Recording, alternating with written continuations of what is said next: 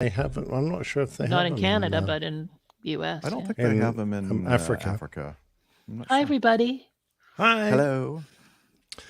Who's in there? Oh, we got Liz. Hi, Liz. Hey, Hi, Tim, Nick. I got your package. Well, it's not a joke. It's real. What are we talking about? Not his package, but a package that he sent, a parcel. Yeah. Oh, speaking of, and I didn't write this down. Remind me, Liz. I hope I don't forget.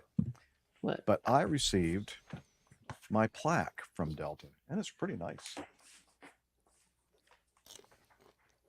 Mike Kuipers, hi. Tim Van Ram, hi. Mike Kuipers is blue. I suppose that's because he's got a spanner.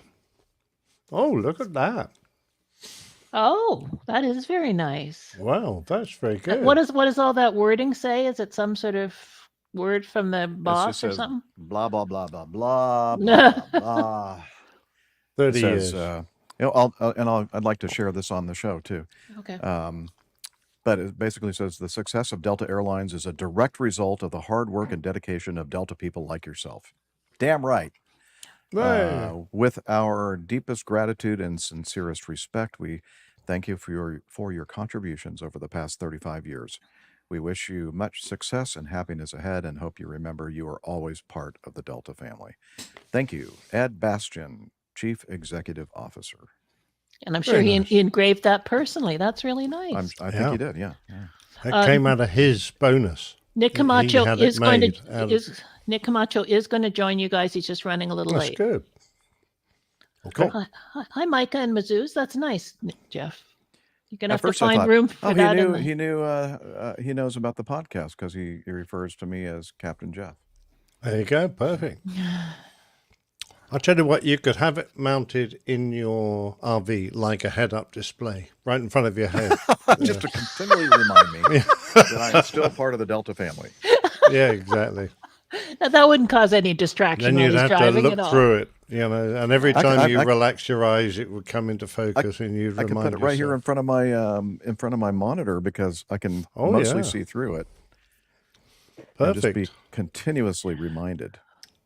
Okay. Just don't try and move the mouse cursor onto your...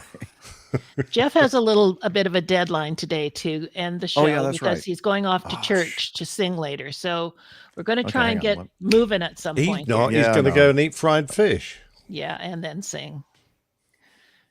I'm feeling sick now. I know. I hate this. I hate this thing. Why can't it default to not being on tracking? Gosh darn it. Good question. It is a very good question, I think. Inst 360 link controller. It's starting up. And where is it? Where are you? UH Blackhawk says, got a good comment here. What does he say? Because I'm show your plaque at Starbucks and give them $2.50. You get a free cup of coffee. Okay. Thanks. Appreciate that. Oh, that's a nice comment from Tim. How unusual. What? That can't be right. When you sing in church, you're praying twice. That's true. That is a common saying. Actually. But that's insensitive for our Tim. I know. It's like he must have bumped his head or something. We love you, Tim. We do. We do. In a sad, pitiful kind of way. Just kidding. Anyway, you did hear me that Nick Camacho will be joining you at some point, but he just doesn't know when. Yeah. Okay. Gotcha. Thank you. I love you, Tim. I love you, Mike. I love you all in there. Even Mazouz, I love him. You can say that loud and proud, Jeff. Loud and proud. How are the mic levels? Different mic this week. Just trying something Micah, different. Mike, Mazouz, all you guys. Yeah. Please let me know. How they sounding? What you think? How they sounding? And I'll do a oh shoot, why is it not there? That's okay. I don't need to use that. I can use this and play Radio Roger. You're listening to the Airline Pilot Guy Show. The view from our side of the cockpit door. 10. How is it? It's fine. It Yep, just it's good for me. skipped slightly there at the end, but Micah and Mizzou say that. No, that's why I'm skipping around. I'm pushing it and the play. Oh, okay. All right. Anyway, the three guys say you sound good. Mizzou's, Micah, and Mike Kuipers. Almost like a real podcast, main man Micah says. Thanks, main man. He always has to put a stinger in there. Yeah. 600 shows, and it's like a real podcast now. Almost. Are we ready, Freddies? Yeah. Okay. Let's go over here to the thing. The thing? The thing. Mm-hmm. You know, the countdown thing. The thing, yeah. Your little thing. Yeah, okay. Let's see. Is this it? No, that's not it. This? Please don't say. All right, here we go. Oh, wait a minute. Recorder's on? Ooh, good catch, Liz, or whoever. No, it was Tim Van you. Ram. Tim Van Ram. Tim Van Ram, man, I really even love you more because I did not have it on. Thank you, Tim. Ooh. You just earned the APG Hall of Fame award. Yep. Okay, hang on. I need to adjust my signal going to Reaper. It's a little bit too hot. You're just too hot, Jeff. You're too hot, Jeff. You're hot. I hear that all the time. I'm sure. It gets old, doesn't it, when you hear it so in often? my dreams. Wow, why is it still peeking out like that? You whip that thing out? I'm gonna whip that. Why is it peeking out like that? Excuse me while I whip this out. Oh gosh. Oh my gosh, we have fun, don't we? We think we're hysterically funny, don't we? Okay, I'm gonna put it's like over modulating over here on that. That's no good. Oh, we were this close to getting started.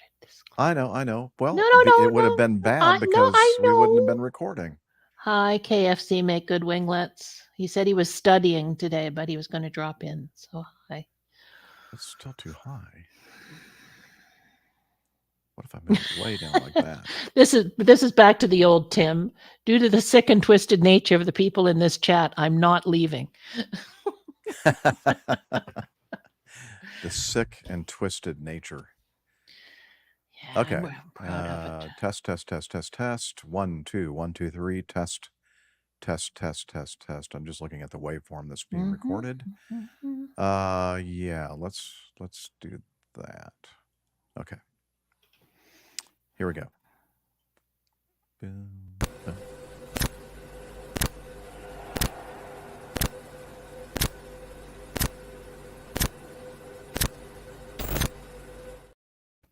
You're listening to the Airline Pilot Guy Show. The view from our side of the cockpit door. WAPG. It's the Airline Pilot Guy. Airline Pilot Guy, episode 610. Yeah, he's up in the sky. It's the Airline Pilot Guy. Hello, you're listening to the Airline Pilot Guy Show. The view from our side of the cockpit door. With your host, Captain Jeff, broadcasting live from Studio 1A at APG headquarters in Roswell, Georgia. Today's show was recorded on the 15th of March, 2024. Yeah, he's up in the sky. It's the Airline Pilot Guy. It's your light and he's flying by. With the Airline Pilot Guy.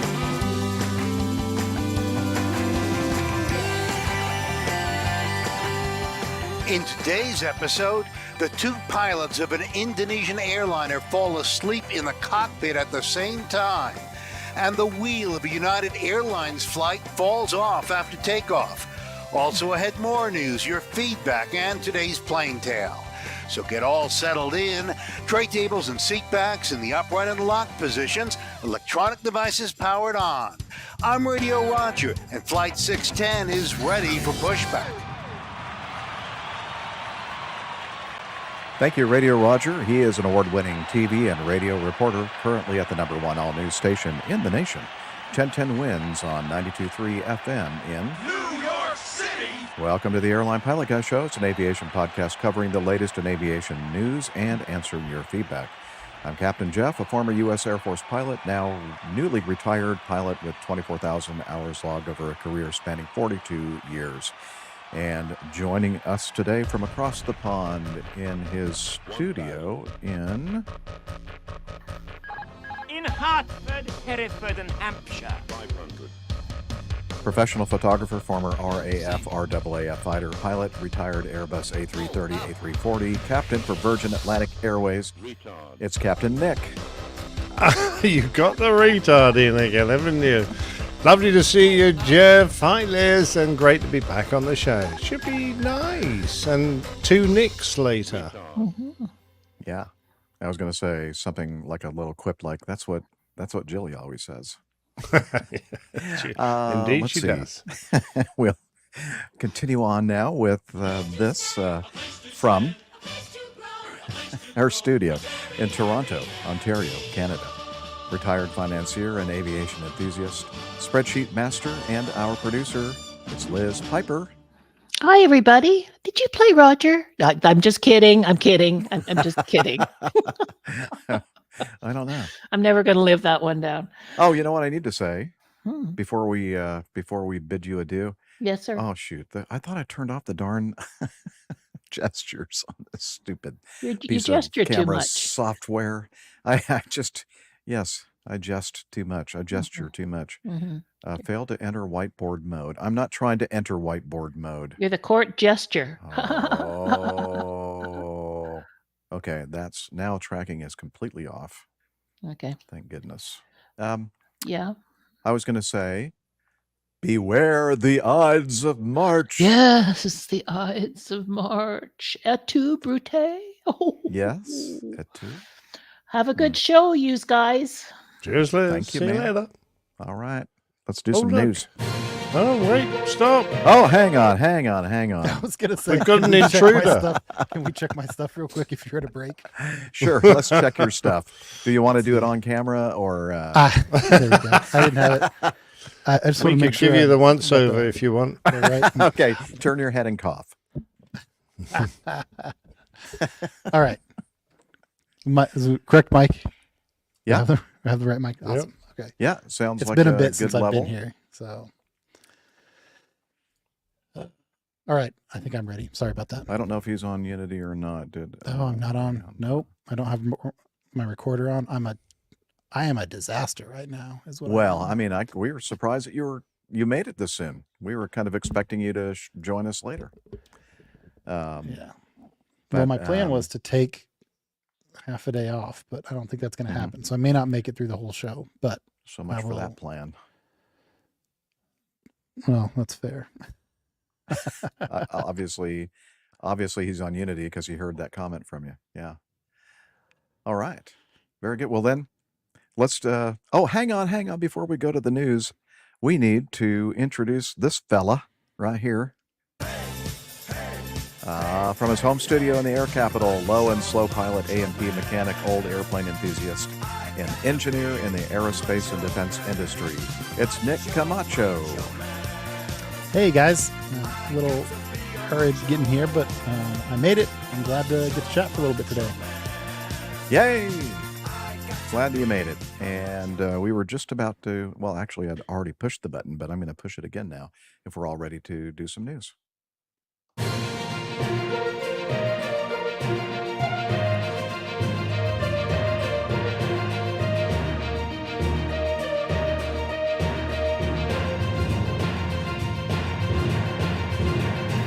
Stand by for news. And I just realized I meant to look this up before we started today's show recording as far as word name pronunciation.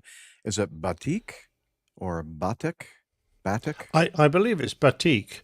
Isn't that the name of the kind of material dyeing they do, where they isolate areas of the material using wax, and then the dye doesn't stray? So it's called batik, I think. Well, that's what I always thought too. But then I was listening to this other wonderful podcast, which is recorded in your lovely country, Nick.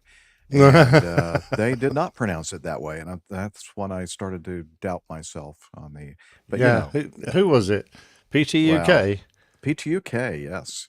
Well, they live in the sticks. They've barely been out of their county, let alone across to Malaysia. So, yeah, oh my God. Indeed. My apologies to all of you on PTUK. We love you very much. You guys are great. Okay, let's for a bunch of yokels, you're marvelous. I'm going to leave all that in. All right, first news item in our news segment is a Batik Air Airbus A320-200, registration Papa Kilo Lima Uniform Victor, performing flight 6723 from Kendari to Jakarta in Indonesia, with 153 passengers and 6 crew were en route at flight level 360 when both pilots took their headsets off. Wait, oh no, there's more. And they turned the loudspeaker volume in the cockpit up. Ooh. The captain subsequently held a rest. Held a rest? What? I don't understand. I'm not sure how that works. And then, hence, the captain continued his rest and fell asleep again. No, I think I skipped I skipped something here. Oh, after the captain woke up, the first officer declined to rest. Hence, the captain continued his rest and fell asleep again. About 20 minutes later, after several exchanges with cabin crew as well as ATC in order to deviate around weather and after establishing a vector to avoid weather, the first officer inadvertently fell asleep too. About 28 minutes after the last transmission by the first officer, the captain woke up, saw the first officer was sleeping, and woke him up. And then he said to him, no, we can't repeat what he said to the first officer. The crew advised air traffic control they did have a radio problem. That they weren't talking on it. That was the problem. And corrected their flight path, and had taken them off course and continued for a safe landing on Jakarta's runway 26. And Indonesia's KNKT, their investigatory agency, released their preliminary report stating the captain, who was 32 years old, 6,304 hours total, was assisted by a first officer, 28 years old, 1,664 hours total. That's not a lot of experience, but it's not, not really wet behind the ears. No, it's decent experience, especially for the captain. So I guess that kind of leads us into, sleep management, and when your standard operating procedures allows for that, and your regulatory agencies allow for that. And I'm not sure exactly with ours here in the U.S., the FAA, but I know that my airline, when you're in a standard crew configuration, not a ultra long haul or a long haul kind of a setup where you only have 2 pilots in the cockpit or flight deck, your choice, is that we are not allowed to do the old, like I used to do in the Air Force, and I think several airlines around the world allow for, and including this one, allow for one of the pilots to take like a little combat nap or cat nap or whatever you want to call it at times, as long as the other person stays awake and stays aware of what's happening and continues communication, etc. But I know that at Delta, we were not allowed to do that. Now, there have been times where, intentionally, I was going to point out, thank you, Liz, that sometimes, a couple of times I remember back in the 727, because we were flying a lot back in those days when I was a younger man. The kind of trips I was flying was several legs a day, and some of them were longer, not ultra long haul or anything like that. But I do remember a couple of times with my cup of water in my hand, and I'm resting them on my legs, and then how sometimes you kind of fall off to sleep, and then you kind of awake like to a jolt. Yeah, so I dump water on my pants near my crotch. That wakes you up. And then of course the first thing that I did was I look around to see if anybody noticed what I did, and then I thank goodness we're wearing black pants because you can hardly tell that I just spilled water all over myself.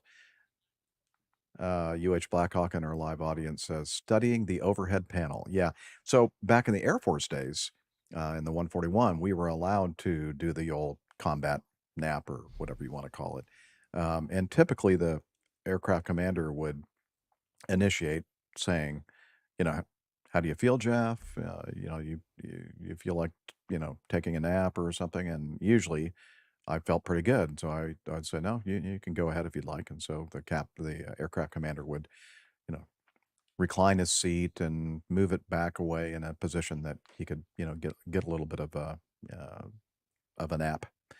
And so one of these times, we were going from Guam to Hawaii, I think, and we were climbing out, and he said, or maybe no, we were going from like Japan to back to the States, and he looked over at me and said, you want to, how do you feel? Blah blah blah. And I said, I'm kind of tired. I think I could take a nap. And he said, okay, you go ahead. So I kind of got a little bit more comfortable and went to sleep.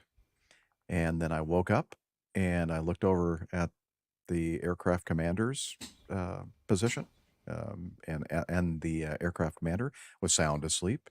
And I went, uh-oh. And then, of course, the engineers sitting behind me, it was almost like a given that they're probably not awake. So I kind of did one of these things, with my arm, trying to see if there was any reaction from him, and no reaction. And then my heart rate just went through the roof, thinking, oh my gosh, like first thing I checked was our navigation system. We're going from waypoint to waypoint to waypoint. And in that airplane back in those days, we only had 9 waypoints. And then you'd have to, once it went from 8 to 9, then it went 9 to 1. And so if you're not reprogramming and the waypoints are close together, especially right off the bat, which they often are, your fear is, that the airplane has turned around and to its origin or the first waypoint position. And so that's the first thing I did, was to check to see where we were and which way we were pointed. And we were still pointing in the correct direction. And so I pulled out the little clipboard that had our flight plan on it and our points and when we were supposed to be there and fuel figures and all that kind of stuff, keeping track. What do we call it? The how goes it kind of a log. And looks like I'd only missed one position report, or we had only missed one position report over HF radio. So, and back in those days with HF radio, you could make the excuse that you attempted contact, but because of HF radios, issues sometimes with frequency congestion and that kind of thing, or not. I don't know. Frequency congestion is not really the right. Help me out, Captain Nick. HF radio is not crystal clear VHF radio communications. It's like ham radio, like where you're dialing in. Well, yeah, you get to hear a lot of extraneous hash that comes from sort of solar radiation, and it picks up all sorts of long wave radiation wavelengths that we don't normally hear in VHF, which is lovely quiet, and it is squelched, so that it cuts out all the extraneous hash, whereas HF you don't squelch that. You can't cut that out. Yeah. So there are times when you are you're supposed to be communicating via a couple of different. They usually have a primary frequency for that area of the world and that time of day and that kind of thing. And then there are other frequencies that you would try at different times of day, or alternative frequencies in case you're anyway. So the it all depends on the height of the E layers, which is the ones that bounce HF communications and allow them to go very long distances. So at night, the E layers are in a great position. During the day, they're often much higher and in poorer quality, so you don't get so good reception. Right. So you could always just use the excuse that, due to, issues with the HF frequency, could make the position report. Sunspots are a frequent one. It was not an unusual thing to sometimes not be able to make your position report, whatever, and then you just try to, communicate with them a little bit later. So did I wake? Liz was asking if I awakened the captain. And no, I don't think I did. I think I just looked to see where we were and tried to get, and I could look and see when we passed that waypoint that we were supposed to report. And so I just got on there and kind of made a belated position report and new estimates and then I made sure that our route was, the next few waypoints were programmed for, properly, so that we wouldn't make the old 180-degree turn back. I don't remember that much. It was back in the 1980s, so I don't. The part that I remember is the terror of what the heck, because when you're out in the middle of the Pacific Ocean and you only have a certain amount of fuel to get to where you're going, and there aren't always a lot of alternate destinations or alternate airports to use, especially in a 4-engined not an airliner, but it's basically the same kind of category aircraft, air transport category aircraft. And so once I knew that we were going the right way and kind of made up some of not made up, but I was able to make those position reports that we missed, and everything was good. And so I just stayed away. I like the first explanation. You made up position reports. That slipped. That may have been a Freudian slip there. Yes. Yeah. Okay, so let's go back to the news item. Thank you, Liz, for I guess you can't hear this, but this is what I hear. Yeah. Okay. So they have a preliminary report. I don't know. Is that all Simon says? He's going to point us toward the report? Well, I've taken a good look through this, Jeff. Do you want me to just summarize this? Please okay, do. So they reached cruising altitude. The captain said to his first officer, would you like to have some rest? Now, he said that because he was apparently aware that his second in command did not have proper rest. So, I mean, this is all happening at about 7:30 in the morning. So this is them coming to work, I'm guessing, and starting their day's flying. This is the first red flag for me, is that both pilots knew that the first officer hadn't rested properly the previous night. So I immediately go, ooh, that's interesting.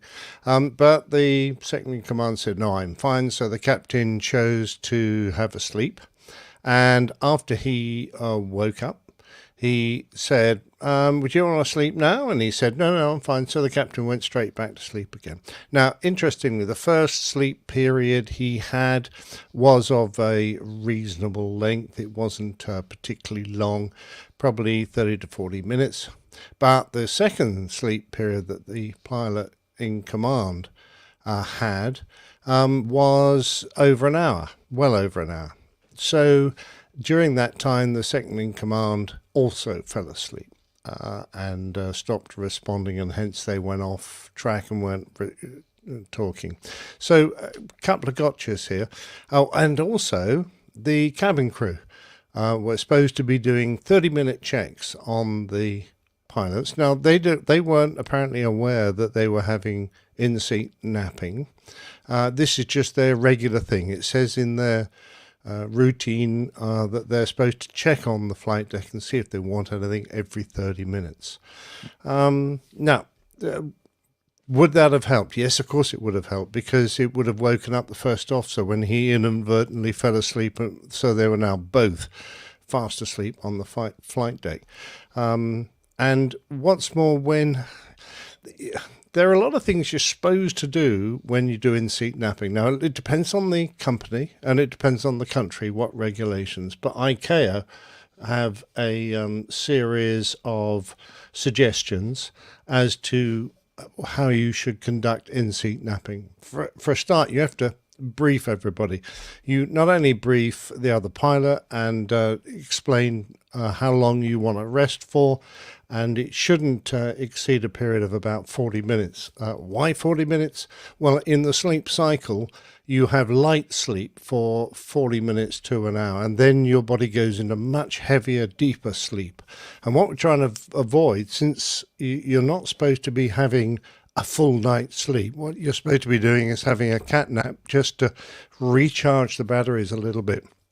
If you go into a really deep sleep and are woken out of it, you can do so with a lot of sleep inertia. You'll be confused, you'll be a little bit unaware of your surroundings. You certainly shouldn't be trusted to immediately go into action on the flight deck. So if you restrict your sleep period to 40 minutes or under, you're just in REM sleep. You can come out of it easily and quickly. You're usually almost immediately aware of your surroundings, and you can start receiving information and fix any problems that might have occurred.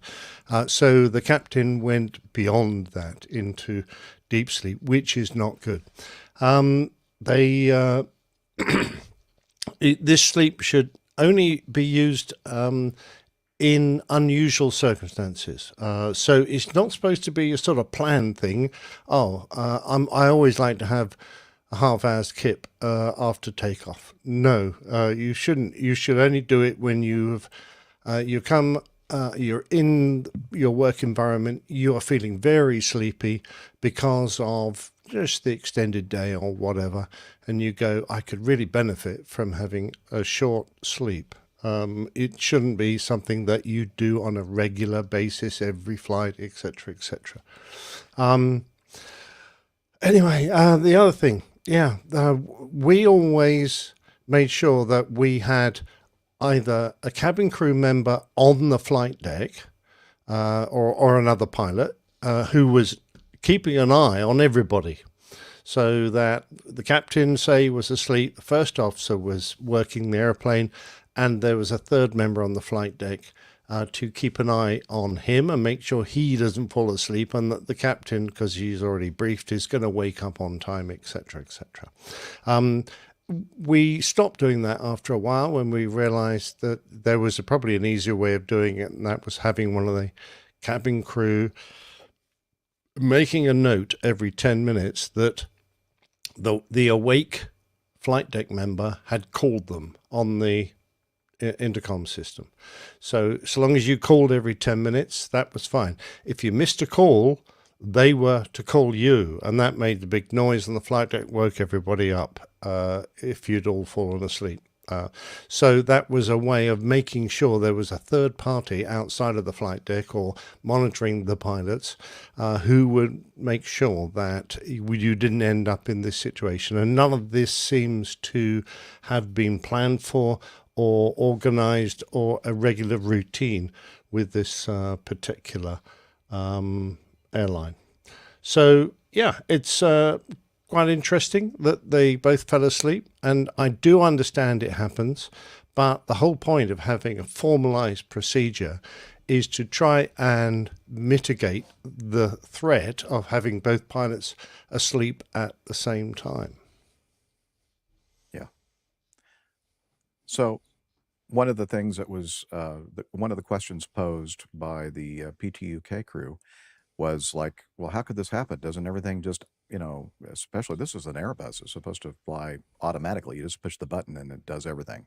Well, no, the point was made by them that the autoflight system is, when it's all hooked up to the nav mode and it is properly programmed, yes, it will follow that programmed path. But in this case, they were on a heading, I think they said for thunderstorm avoidance, I believe. Yeah, they were weather avoidance, so they'd manually take over the heading control. When you do that, the airplane will just go on the heading you select until you do something else. Until it runs out of fuel. In this case, absolutely. Yeah. So that's why that happened, and it doesn't matter whether it's an Airbus, a Boeing, a Lockheed, or whatever manufacturer. The autoflight systems all work that way. So now, of interest, I know that some Boeings have an alarm that goes off if you don't do something like move a control, like move a switch every 30 minutes or something. Yeah, I thought it was 20 minutes, but I'm guessing.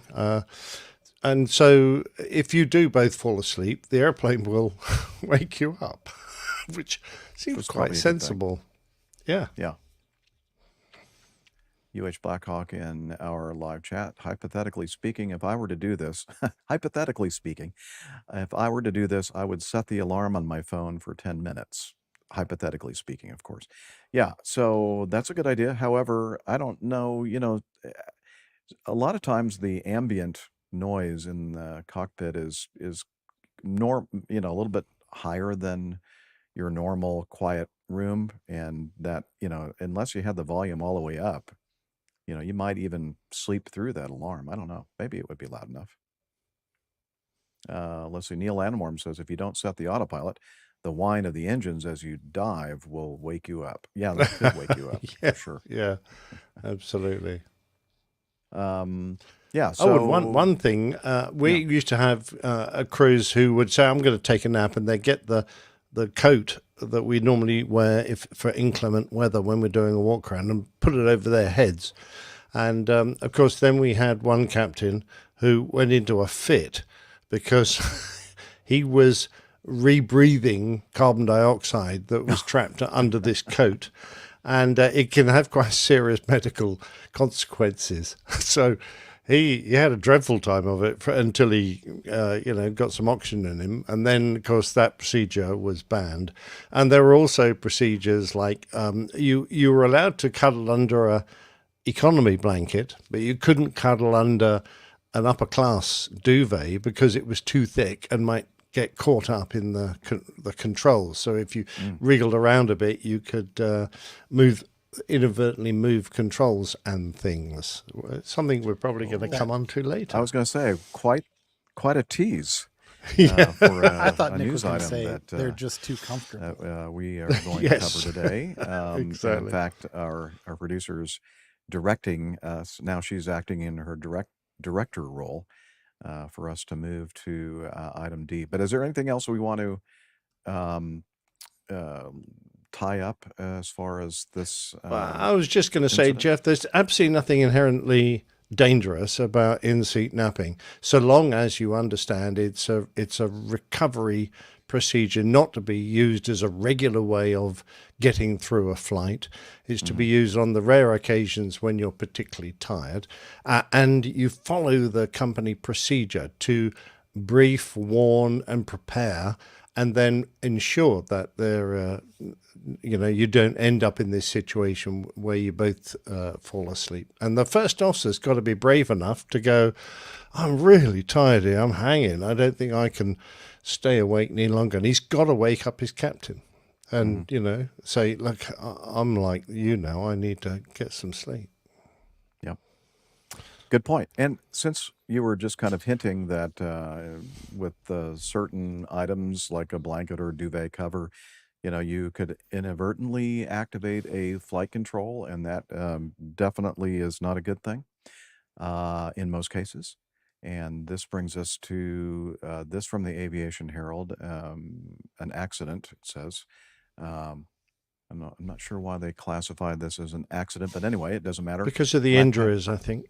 Oh, the injuries. Okay, thank you. Yeah. A LATAM Chile Boeing 787-9 registration, Charlie Bravo Golf, performing flight 800 from Sydney, Australia to Auckland, New Zealand, was en route at flight level 410 over the Tasman Sea when the aircraft encountered an upset, causing injuries to 12 people on board.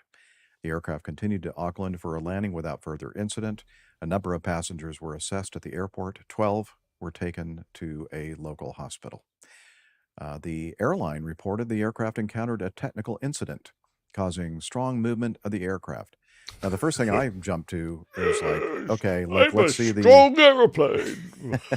Let's look at the radar, weather imagery, and that kind of thing. I'm thinking, well, obviously they flew into some kind of a convective system right through it, but no, there was no convective weather at all on their route. And I'm thinking, passengers reported the aircraft encountered a sudden dive, causing passengers to feel weightless, and everything not fastened to the airplane hit the cabin ceiling about 50 minutes before landing. There was blood on the ceiling. Yay. The captain later said they had briefly lost their instrumentation. Then it came back on all of a sudden, or came back all of a sudden. New Zealand's TAIC, as well as Australia's ATSB, reported that the investigation will be conducted by Chile's Dirección General de Aeronáutica Civil, because the here we go. Thank you. I mean, that was I don't think anybody could like pronounce it any better. Anyway, because the aircraft, the accident occurred over international waters, that's why it was assigned to Chile's investigatory agency. Let's see. On December 2nd, 2016, Simon puts in here, the FAA had issued an airworthiness directive summarizing, we are adopting a new airworthiness directive for all the Boeing company model 787-8, 787-9 airplanes. This AD requires repetitive cycling of either the airplane electrical power or the power to the 3 flight control modules. This AD was prompted by a report indicating that all 3 FCMs might simultaneously reset if continuously powered on for 22 days. We were issuing this AD to address the incident. And I think we did talk about this a few years back when the AD came out. So in an update to the investigation on this, this is from the Air Current. The focus of the investigation into an in-flight upset aboard a LATAM Boeing 787-9 on March 11th has centered on the movement of the flight deck seat. 2 people briefed on the incident, tell the Air Current. The 787-9 was transiting between Sydney and Auckland, part of its regular one-stop service continuing on to Santiago, Chile, when it experienced a steep nose-down movement. What caused the seat to move is a key question for air safety investigators. One senior airline safety official briefed on the early facts said that based on the available information, it was understood that the seat movement was, quote, pilot-induced, not intentionally. Another person familiar with the investigation said that the seat movement caused the nose-down attitude of the aircraft and added that the possibility of an electrical short was also under review. Let's see. So passengers aboard the aircraft reportedly said that the captain told them that the aircraft gauges, quote, blanked out during the upset, though those briefs said that that was not the main focus of any inquiry. Okay, so they're thinking they've already sort of ruled that out. Anyway, and then they talk about some incidents that have occurred in the past where inadvertent actuation or movement of flight controls have caused bad things to happen, like the let's see, it was a A330, a Royal Air Force tanker back in 2014. A digital SLR, single lens reflex camera, became jammed between the left armrest and the base of the side stick, causing a 4,400 foot loss in altitude and a maximum recorded descent rate of 15,000 feet per minute. That's pretty significant. The left seat was being moved at the beginning of the event, and then of course the camera was there, and then it activated the left side stick. And these things have occurred on all kinds of aircraft, so it's not just a Boeing Airbus thing. It's something that can happen on any type of airplane. But just this morning, or at least we just came upon this morning. A Wall Street Journal article states that an incident where a plane suddenly dropped on Monday was caused when a, quote, flight attendant hit a switch on the pilot's seat while serving a meal, leading a motorized feature to push the pilot into the controls and push down the plane's nose.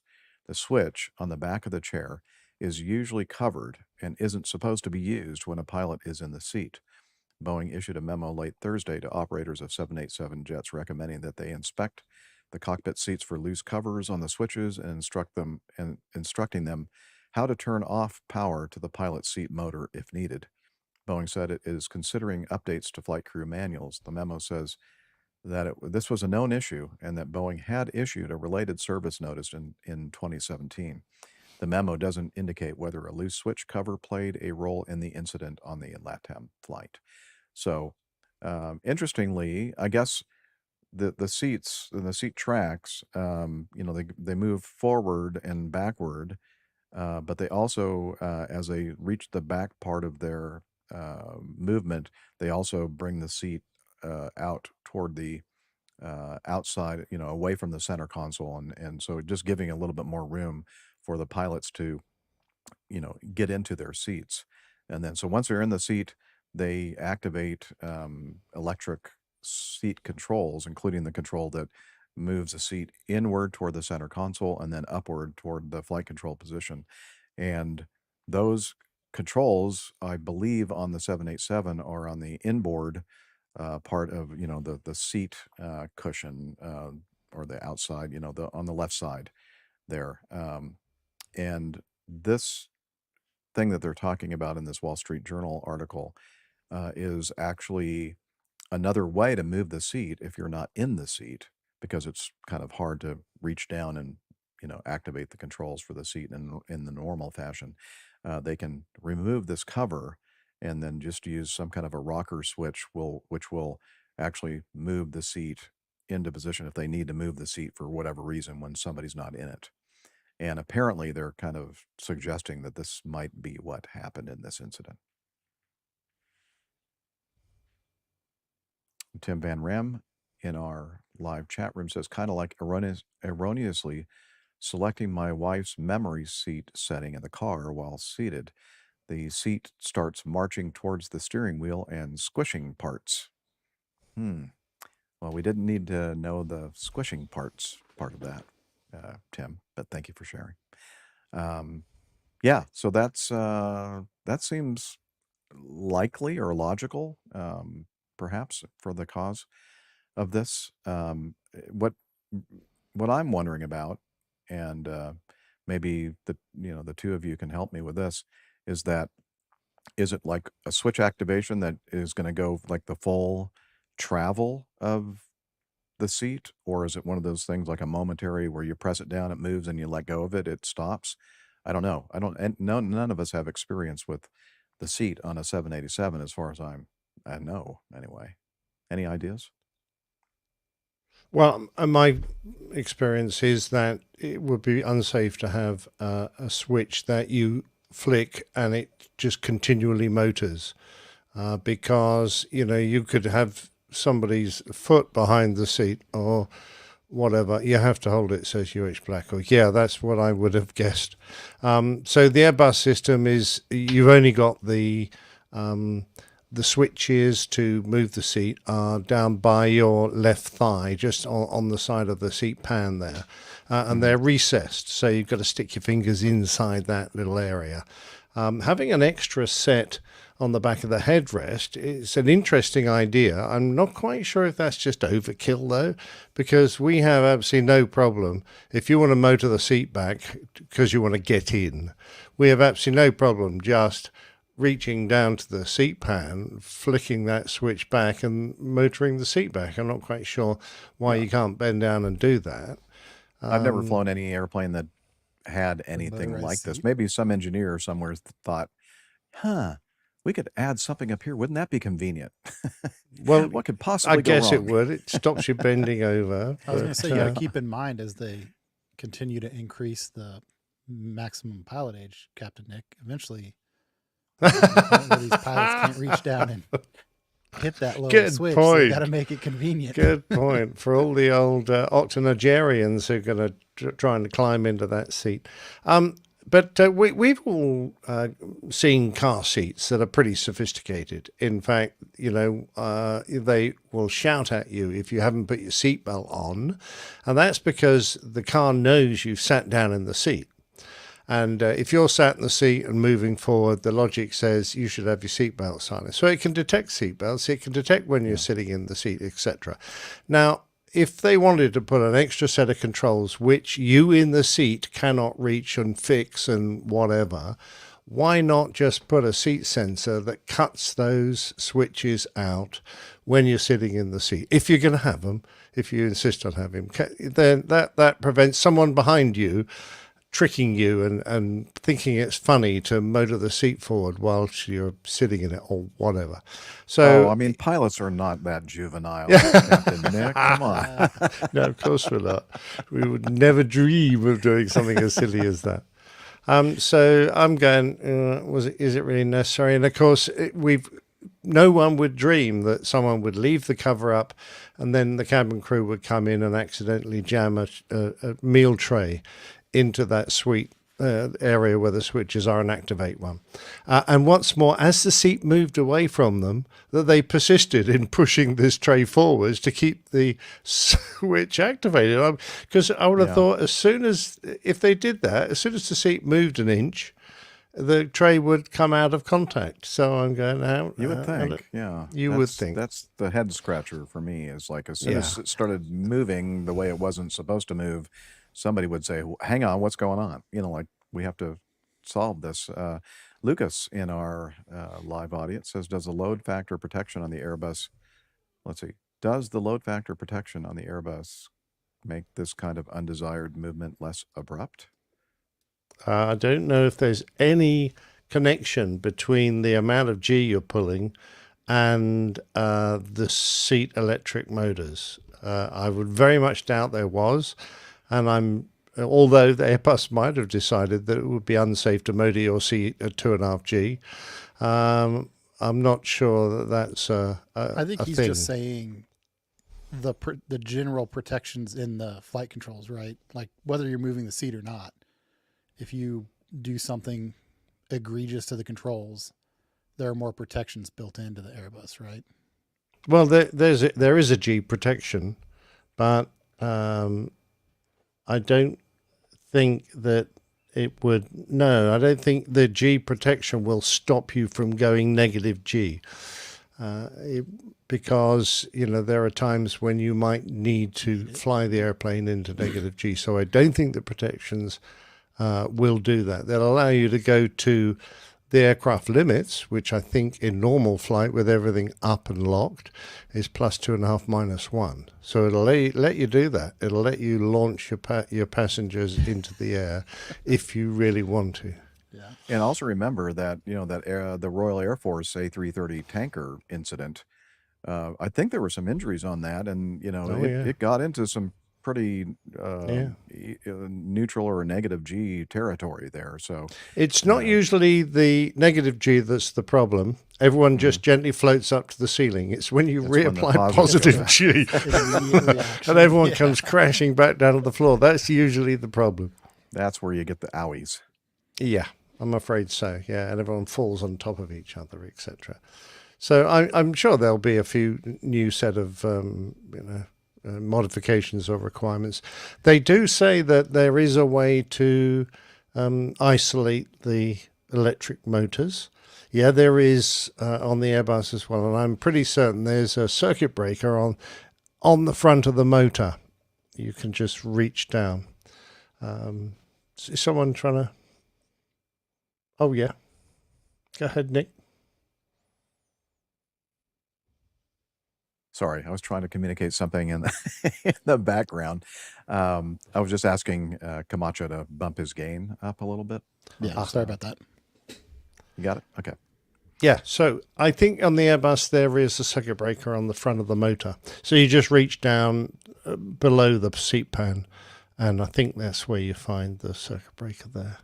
But I don't know where it is in a 787, but it motors forward slowly, but not at a rate that you'd suddenly go, oh, quick, find circuit breaker E24L and pull it for me because my seat's going forward. But because, obviously you'd have like a little string tied on it, and then you just have the string hanging there, and then you just pull Or you could just in tie case the of string anything. to the seat. So if the seat goes too far forward, it just pulls the circuit breaker. That would be very clever. Yeah. So the thing that actually worries me is that the seat going forward interfere with the controls. That actually does worry me, because I would have thought that the seat would have come to a grinding halt, reached the forward limit of travel before it hits the control column. So was the guy? Did he have his legs crossed or something? Was his legs forced into it? So how did he manage to turn not sideways avoid? in his seat? Perhaps He might have been, or he might have had an enormous tummy. So in which case, perhaps we should limit the size of pilots in case this happens again. Oh yeah, I'm sure there wouldn't be any lawsuits for discrimination of people's size and all that kind of stuff. Yeah, that would be perfectly fine, I'm sure. Yeah, I'm just curious, Nick. How do you move the seats in the C-47? Do they move? They do. I'm trying to think. They move up and down. On purpose? Yeah. Well, if it's really bumpy day, they move up and down. Yeah, I'm trying to think of all the articulations on the seats in that airplane. There's like a bungee system so that when you pull the little lever, it automatically pushes the seat up. And so you can just sort of like squirm up to get the seat to come up, and then your weight pushes the seat down as far as you want it.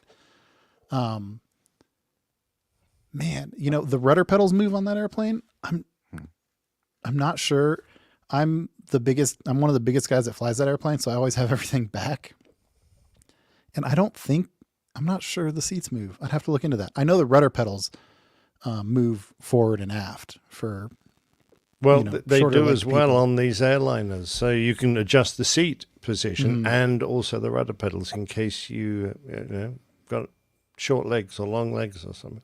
Yeah, the big limiting factor in the C-47, is the yoke comes off of this huge. The yoke comes off? The yoke is supported from the side, and the arm for the yoke goes down at about a 30-degree angle. Ah, right. And then goes down to the ground. So it's not between your legs. It goes off to one side. Correct. Ah, interesting. So you probably wouldn't have had this problem. I don't know. Well, I think you would have had this. Like, if the seat moved, I think that it's more likely that the outboard arm rest of the seat would hit that column, depending on how you have the seat. All right. Interesting.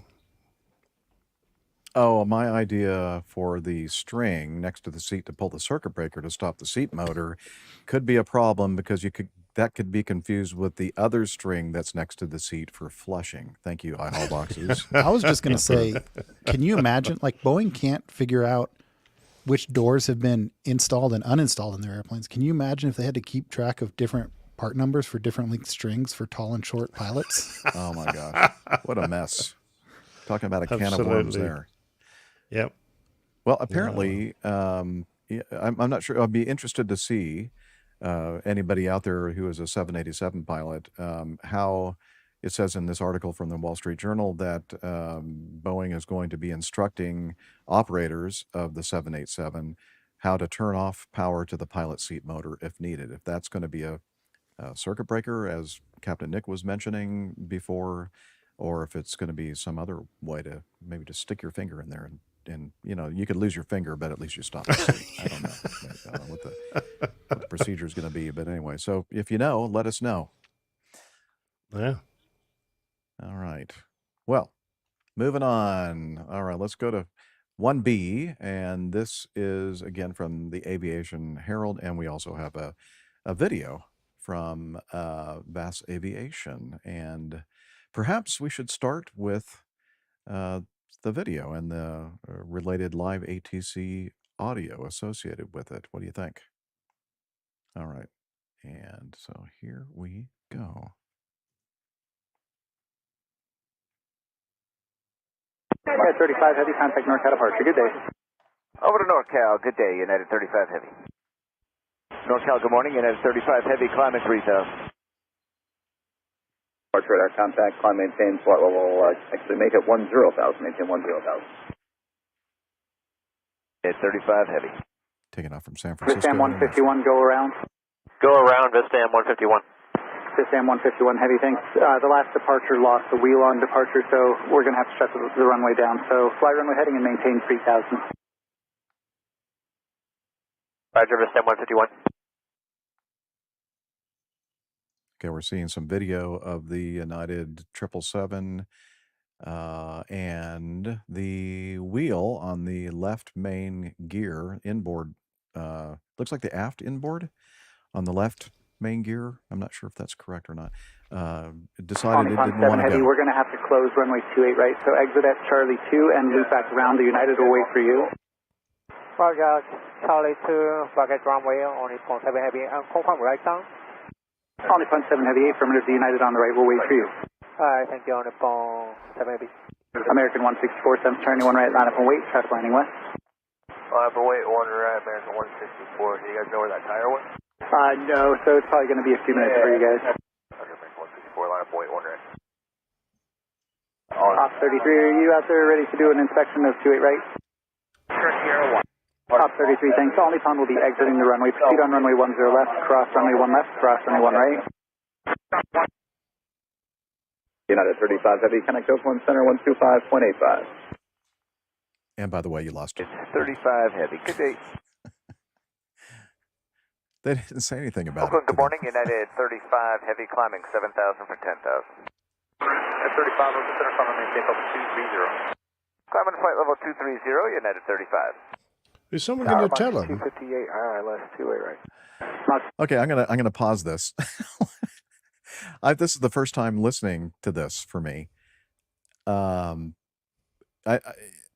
He mentioned to the guy landing on the runway that the United 35 just took off on, and that he had lost a wheel, and they're talking about this amongst themselves. I guess maybe the tower controller is just assuming that United 35 is listening to all this conversation and are aware that they lost one of their wheels. But I don't know. Is that an assumption, a fair assumption? Well, now he is, but before he was on tower frequency, and they told him to go to NorCal. I thought. I don't know. Maybe I'm confused about who is talking to whom, but it just seems to me that Tower would have advised them that.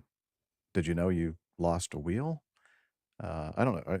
Am I taking this the wrong way, or do you all are you all? No. I'm with you. I was waiting for the reveal for someone to tell him, but and I don't think that they really at this point. It doesn't sound like they know, because they're just like they're proceeding on their flight like normally, right? They're exactly not saying. Yeah. Okay. Well, let's see if we can hear what might happen moving on from this point. 258 Sun's Tower, runway 28 right is temporarily closed, so go around, fly runway heading, maintain 3000. Go around 3,000, Moxie 258. Tower Delta 977, ILS 28 right. Delta 977 Sun's Tower, runway 28 right is temporarily closed. Runway 28 right continue, and plan for the go around. I'll let you know as soon as I can if that's going to happen. Okay, we'll plan for a go around Delta 977. Moxie 258 heading runway heading and maintain 3000. Runway heading 3000, Moxie 258. Moxie 258, contact departure 135.1. 35-1, Moxie 258. Yes, Vista M151, contact departure 135.1. 35-1, good day, Vista M151. United 35, NorCal just called, said the tower called them, that they think it might have been you, they're not sure, but you might have lost a wheel on takeoff. There we go. Okay, United 35, thanks. And Oakland, United 35. Good. Yeah, we're talking with company, and they're trying to determine if if it was indeed our tire. We don't have any indications here on board that it was, but for right now, we're going to continue. 35, thanks. NorCal just called. They said someone on the ground reported they think they saw something come off the aircraft. They weren't 100% sure if it was a tire or something else. They're doing a runway sweep, and I'll let you know as soon as I hear back if they find anything. So, there's not a missing tire indicator on the 777? Well, thank you. I appreciate any information you can give us. Delta 977, just what I was thinking, Jeff. Runway heading, maintain 3000. Runway heading 3000, Delta 977. Not so much a missing tire, ILS 2A right. but a lack of temperature and pressure indications from that runway wheel. heading and maintain 3000. Go around, fly runway heading up to 3,000, Unit 364. At 364, thanks. We had to close the runway because somebody lost a tire on departure, so it's going to be a few minutes. Roger. Delta 977, contact departure 135.1. The departure 35-1, Delta 977. Making everybody's day. Oh, 977. yeah, Do we have an ops vehicle that's available to inspect the ones real quick, just so that we can keep departing, please? San Francisco Tower, United 2480 on Abdullah 2, right? Ops 36, did I not hear you correctly? Are you going to do the inspection of the ones or what? Great radio. Ops 36, okay, proceed on runway 1 left. That traffic will be in position. Cross runway 28 left, cross runway 28 right. They're showing some video. Yeah, 2480 San Tower, go around, fly runway heading, and maintain 3000. Of the errant. United 2480. Go ahead, United 2480. United 2480, go around, fly runway heading, maintain 3000. Okay. United 2480 going around up to 3000. So it's a mess United 354, contact departure 135.1. 35-1, United 354. United 35, final maintain, level 340. Climbing to flight level 340, I'd like to put 320 on request for United 35. United 35, let's final maintain, level 320. Climb to flight level 320, thank you, United 35. Okay. San Francisco arrivals on runways 28 left and 28 right resumed 25 minutes after the incident. United 35 talked to their company, and maintenance decided to divert to Los Angeles, declaring a pan-pan and requesting emergency services upon arrival. Yeah, let's see if there's anything else here. Should be some more, maybe. 5 heavy, pan, visual 25 left. United 35 heavy, Los Angeles Tower, wind 220 at 9, 125 left, clear to land. Clear to land, Los runway Angeles. 25 left, United 35 heavy. United 35 heavy, I've been getting some inquiries up here about your intentions upon landing. Are you going to want to stop on the runway? That is correct, sir. You're planning to be towed off? Yes, sir. We already talked to the company. They're sending a move crew. Understood. Thank you. ARC 1, next to land, runway 25 left. LA Tower, ARC 1, copy. Next to land, 25 left. And United 35 heavy, I inform you that emergency vehicles are on frequency. Thank you, sir. Okay. United 35 heavy, do your intentions remain the same? You just want to hold there? Yes, sir. We'd like the fire chief to Looks like the number Yep, 10 here, 5, wheel is missing. And ARC 2, United 35 heavy. We're not showing any indications abnormal from our end. Yes, sir. So right now, doesn't look like there is any damage to the aircraft at all. Anything that we show on our heat sensors all shows normal as well. Okay, we concur with the heat sensor indication. Thank you for the update on the tire situation. ARC 2, as always, you guys are the best. Yes, sir. Anytime. We'll stay with you. We'll stay after 6 o'clock and follow you back to the gate. And ARC 2, we're going to coordinate with Tower for a tow for the rest of the way. Alrighty, we're going to request the tow from this position. United 35 heavy, roger.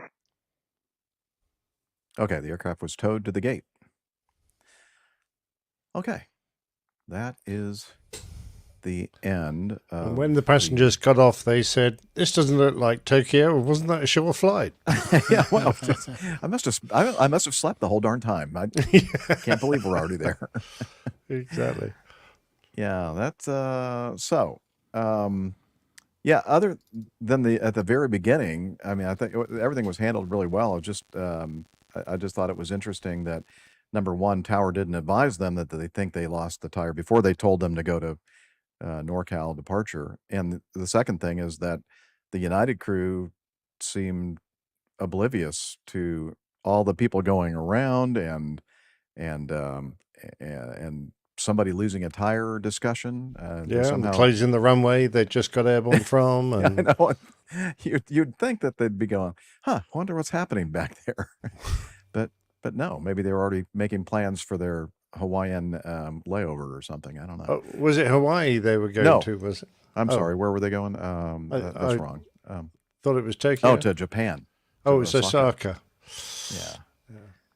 Anyway, so we're seeing some pictures here from Liz that she's projecting on the screen. Some of the impact points of the errant tire with wheel attached. And these are cars, and from what I understand, this is like an employee car parking lot or car park, and yeah, did a lot of structural damage to several cars here in the lot. Can you imagine coming back from a long trip to your car? Go, what happened? Tim Van Ram says tire landed on the Employee of the Year's car. It wasn't a good year. It wasn't a good year. Well, it may have been a good year, but it wasn't a good year for that employee of the year. Exactly. No, I want to hear from our resident engineer how an entire wheel can just fall off an airplane. I think there's a couple of different things that could happen here. I mean, obviously, I'm not as well versed in giant jet airplanes, but the mechanism that holds the tire onto the airplane, the wheel onto the airplane, if it's improperly installed, for smaller airplanes, it's a big castle nut in a cotter pin. So if whatever that mechanism that holds the wheel onto the axle is, that could come off and the wheel could work its way off the axle. I suspect it's significantly more complex than that because of the sensors that you guys were talking about. But there could be, if it's a split wheel assembly, which is also pretty common in aviation, the wheel could have actually either separated. There could have been a failure in the wheel, so it could have broken, and the outer portion of the wheel and the tire came off. That could have been improperly assembled so that the physical wheel, where it's a split, where it splits, the outer half could have departed the airplane and then the tire gone with it. Or the physical axle itself could have had some sort of crack or stress feature that resulted in a failure of the axle. So I think there's a handful of different things that can happen here. This happened a day or two after some more information came out on the Alaskan Airlines thing, and I saw people say, "Oh, Boeing just can't, Boeing can't catch a break, or Boeing can't do anything right." And my initial reaction to that would be, there's a number of people that touch this, whether it's a United maintainer or, a part that Boeing manufactured failing, or a contract maintenance operation that's not associated with, that's hired by United, but is not a United person or a Boeing person. So I think there's a number of different possible culprits here. Seems in this situation much more likely that it was some kind of a human error or some kind of a procedural error on the maintenance of that wheel / tire. A line maintenance issue as opposed to a assembly, a manufacturer issue. Exactly. But, the general public, they don't really see the difference in any of it. They just know that, it's a Boeing. Oh, figures. But it could easily have happened on other aircraft types. It's extremely common for these undercarriage assemblies to be made by a specialist company. I think Doughty make an awful lot of undercarriage assemblies and wheel assemblies, and for both Airbus and Boeing. So, I'm with you, Jeff and Nick. I'm pretty certain it's a maintenance issue. I mean, it could be an unlikely failure of the assembly, but I suspect it's probably a maintenance issue, which is down to the airline and not Boeing. Mm-hmm.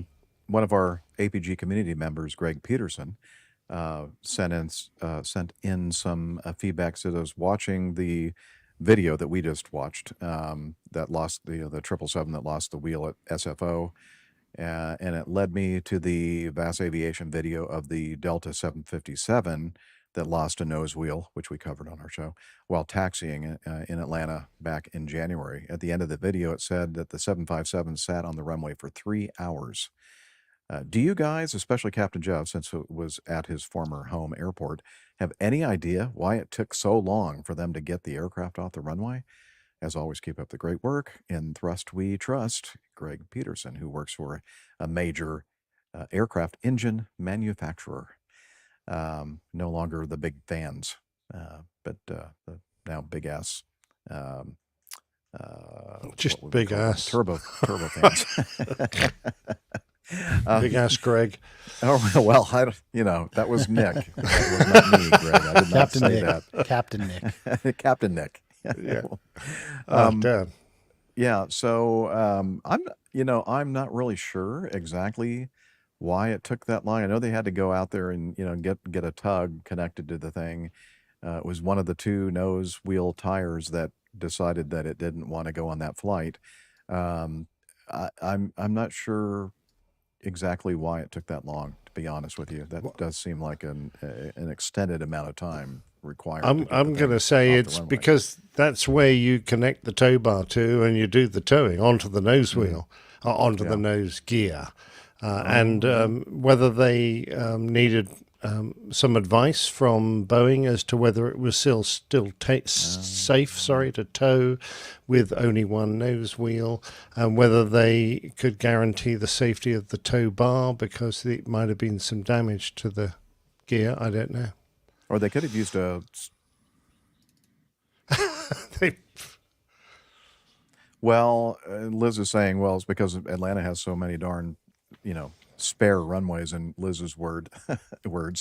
No, it still caused a heck of a dent in the flow of traffic and everything else, even though there are 5 runways there.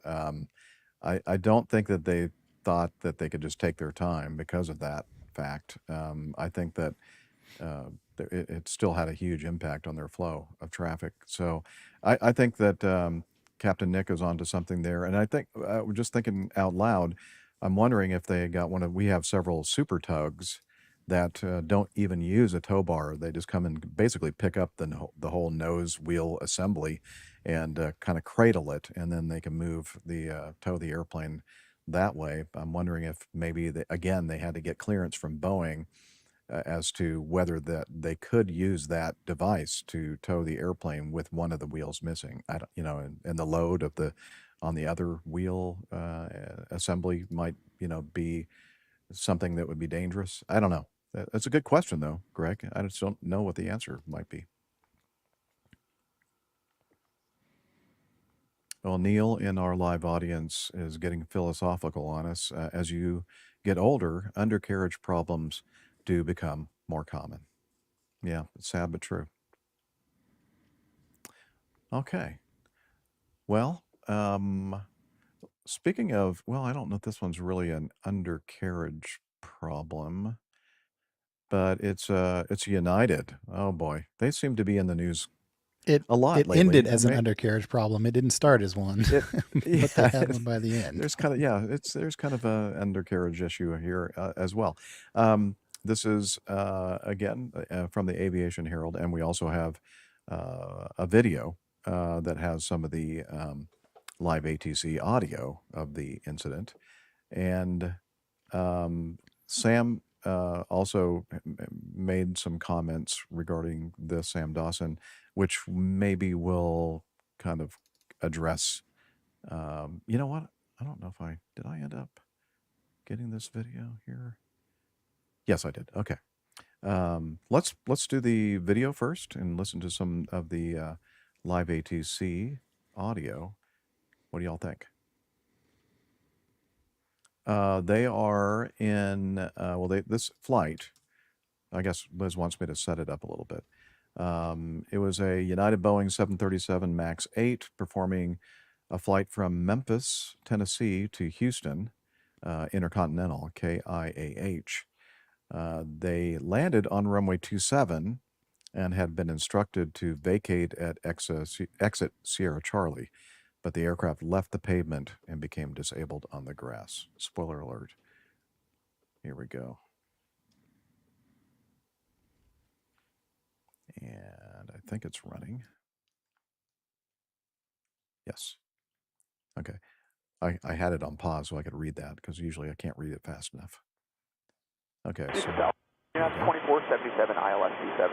2477 Houston Tower, good morning. Winds 1807, runway 27, clear to land. Clear to land 27, 2477.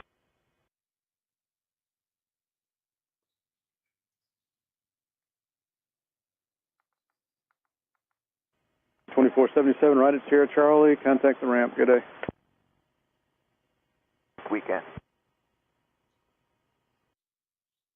it's a 90-degree right turn. 2477, correction to United 1383, go around. United 1383, we're going around runway 27.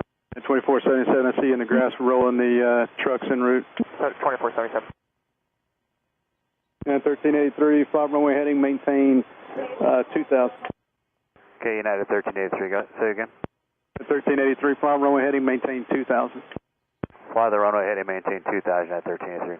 At 1383, turn right heading 360. Stand by 1 sec, sir. And it'll be just a minute for 15 left. We've got an aircraft off the runway on 27. Be just a minute on the 15. 2477 tower.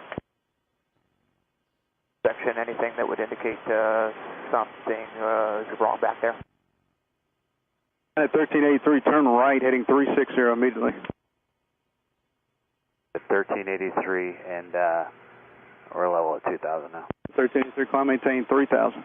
Maintain 3000 at 1383. Sky was 5276, go around, track the localizer, climb and maintain 2000. All right, go around, track the localizer, be 2000. Sky was 5276. There's a vehicle on the runway. Yeah, 1201, fly present heading, maintain 2000.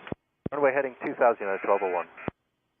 At 1383, turn right heading 020, contact approach 119, actually remain this frequency. Right turn 020, stay with you, United 1383. Sky was 5276, climb and maintain 3000.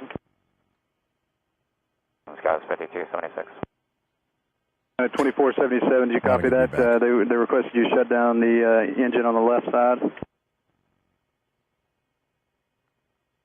At 2477.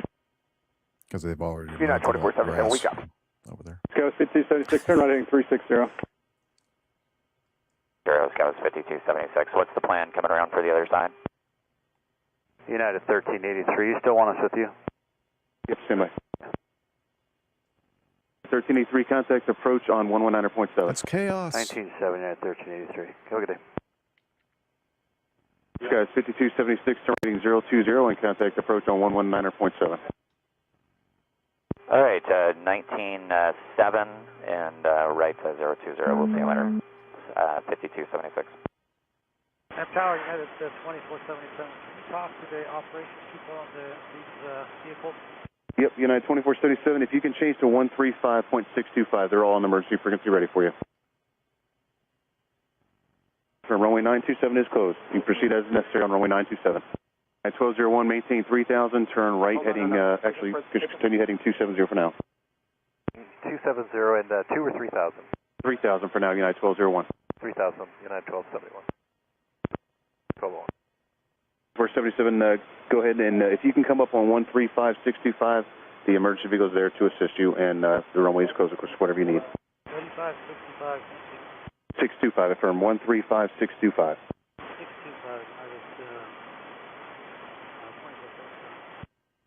And Ops Tower, the aircraft is coming up on this frequency, and they'll be talking to you shortly here.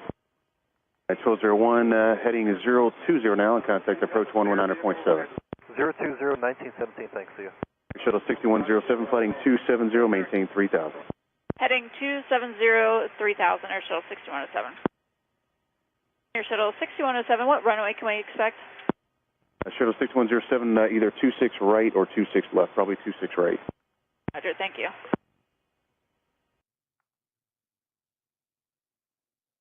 All passengers were disembarked and bused to the terminal. Could have just walked. It's not that far. Yeah, it's a sad picture of the Boeing 737 with the left main kind of sunk down into the probably wet, not weight-supporting ground. Yeah, it's kind of resting on the left engine nacelle. At least that's what it looks like in this photograph. Maybe not. Yeah, so, originally, guys, I thought I heard somebody talking about this, and I was under the impression that the tower controller basically told them to expedite because there was somebody on short final or whatever, and that happens quite often where they ask if you can facilitate it for the flow, because this is at the very end of runway 27, a very long runway. And you as an operator, you have to consider, if you continue to go down the runway at a high rate of speed, you have to consider the whether the runway's wet or snow covered, ice covered, whatever. You have to think about the friction, and we've had several incidents we've talked about in the past where people have not considered the friction levels, and in an effort to try to please the air traffic controllers and keep everything running smoothly, they miss what's the word? They didn't consider the impact that it could have on the operation of the airplane slowing down, and they misjudged it. Misjudgment, calculation, perhaps. Anyway, but I didn't. Now, maybe it's in this video that radio communication did happen, and they didn't think it was necessary to include in the video. I think if that is indeed what they asked them to do, it might have been something that they should have included in this video. But regardless, they made the turn off, the 90-degree right turn at the very end of this runway 27 and obviously the side loading of the main landing gear was such that it was more than the friction would allow for it to continue making that entire 90-degree turn, and it ended up kind of angling off onto the grass. And and that's pretty much the end of the story here. They ended up getting off the load-bearing surface of the runway and onto the softer grass, and just sunk down, and Bob's your uncle. Jeff, you've already mentioned it's a pretty big runway, and yes, I said they're only a 737, so they're not like a huge jet that's desperately going to need every inch. Why didn't they come off on the high speed? The previous turn off was that closed? I hear no mention of it. I don't think so. I think that most likely, because their ramp is like right there, as soon as they make that right turn, if you'll throw that back up there, Liz, that whole their ramp, if they're parking on that side, is right there, and perhaps they thought that would be dependent. They may have had a gate that it was more convenient to enter the ramp from that taxiway. If you go straight off the run, not straight off the runway, but 90-degree right and head north off the runway, it leads them right into the spot that would be most convenient for them to head to their gate. I'm guessing here. Now we used to have Delta used to have our gates in the concourse that is furthest to the left in this picture. That's like one of those things sticking down. I think it was in that area, or maybe one more that's off the picture to the left. But it was very convenient for us to land on 27, and you didn't even have to hit the brakes basically, because by the time you made it all the way down this very long runway, which I think it may be their longest runway, you at the very end, then you'd apply the brakes. But if you didn't really need to get off on that high speed that you were talking about, Captain Nick, and head north on that taxiway, then and you're planning on just turning right on that 90-degree at the end, it might be more convenient for us to do it like that. But if we knew that somebody was coming in behind us and we could possibly make somebody go around, then we would definitely try to get one of those two high speeds, so we get off the runway. Maybe they just printed. Yeah. So somebody went around anyway. Yeah, that's true. Several people. I mean, it's just flights. that those high speeds, you can actually take them at quite a considerable, ground speed. So 50 knots would not be unusual to come off on a high speed. because you're still braking and it's a very gentle turn off compared with a 90-degree turn at the end, which, and my experience is colored by the size of the airplane, but we were only allowed to try and tackle a 90-degree bend at 10 knots or less. Now, it's not the same for a 7.3, a lighter aircraft, I understand that. But it's all down to the friction, of, as you mentioned, of your nose wheel. If you crank on the nose wheel steering and the wheels can turn, but if you're not getting good adhesion with that tire on the ground, and it's a very small footprint, the weight of the airplane will just carry you forward, and the tires will just scrub until you fall off the taxiway, which seems to be kind of what happened. There you go. Yeah. Well, Blackhawk, what kind of jet are we talking about here? He says they have the same 10-knot limit. I think a Black Hawk is a helicopter, Jeff. Well, I think. Well, are we actually talking to a helicopter here? I always thought it was a human that flew the Black Hawk helicopter at some point in their careers, but I have a feeling that this person flies. He made a comment earlier about the 787 switches, so I assume he's talking about Boeings. Yeah, I think maybe he flies big Boeings, specific, but I'm not sure. So if you've told us in the past, please remind us, because we have forgotten the type of airplane. Now, at Delta with the narrow bodies, we didn't have a 10-knot limit for more than a 30-degree turn. So maybe the big heavies do, as Captain Nick just pointed out that his company. So what speed, I'm going to put you on the spot here, what speed would you have attempted that turn off at? A safe speed. Good answer. Very good answer. So I'm always pretty, even though Liz would probably object or disagree, because when the surfaces are dry and friction is very good, I like to travel at a little bit higher speed, not quite the Southwest Airlines speed of taxiing, but or maybe yes, and maybe even more. But at a good clip. Well, you got away with it for 35 years. That's good. Yeah, I can I can fess up. There were, but if there were, if it was a wet surface or snow/ice kind of thing, I probably went even more conservatively than a lot of people do, especially when it comes to turning onto and off of runways and 90-degree turns or more than just a slight turn. I would be very careful because, and I know we've had this discussion on the show before, when you're in wintertime operations, when things are very slippery or can be, and they treat the runways, usually the runways are they almost feel like they're dry.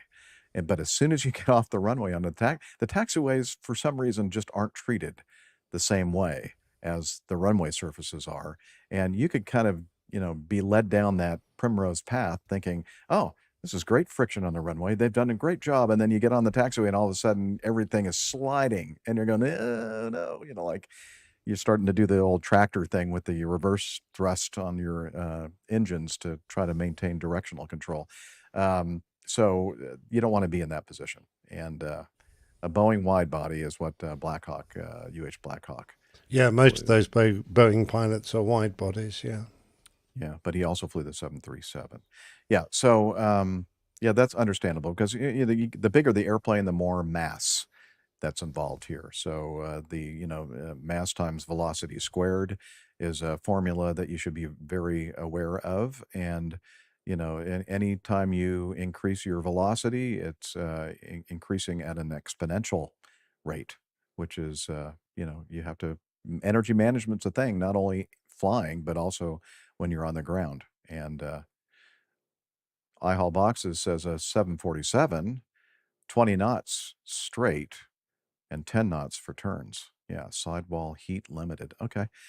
Yeah, well, when you're flying those big old heavies, you have to slow things down quite a bit to be safe. Liz is going to consult with me. Yeah. This is going to insult you? Okay. Can we listen in? She usually doesn't ask permission for that.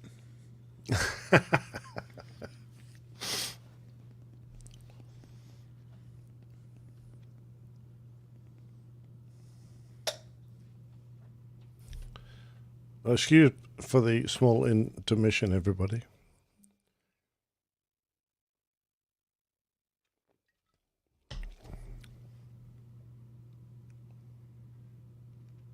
Jeff.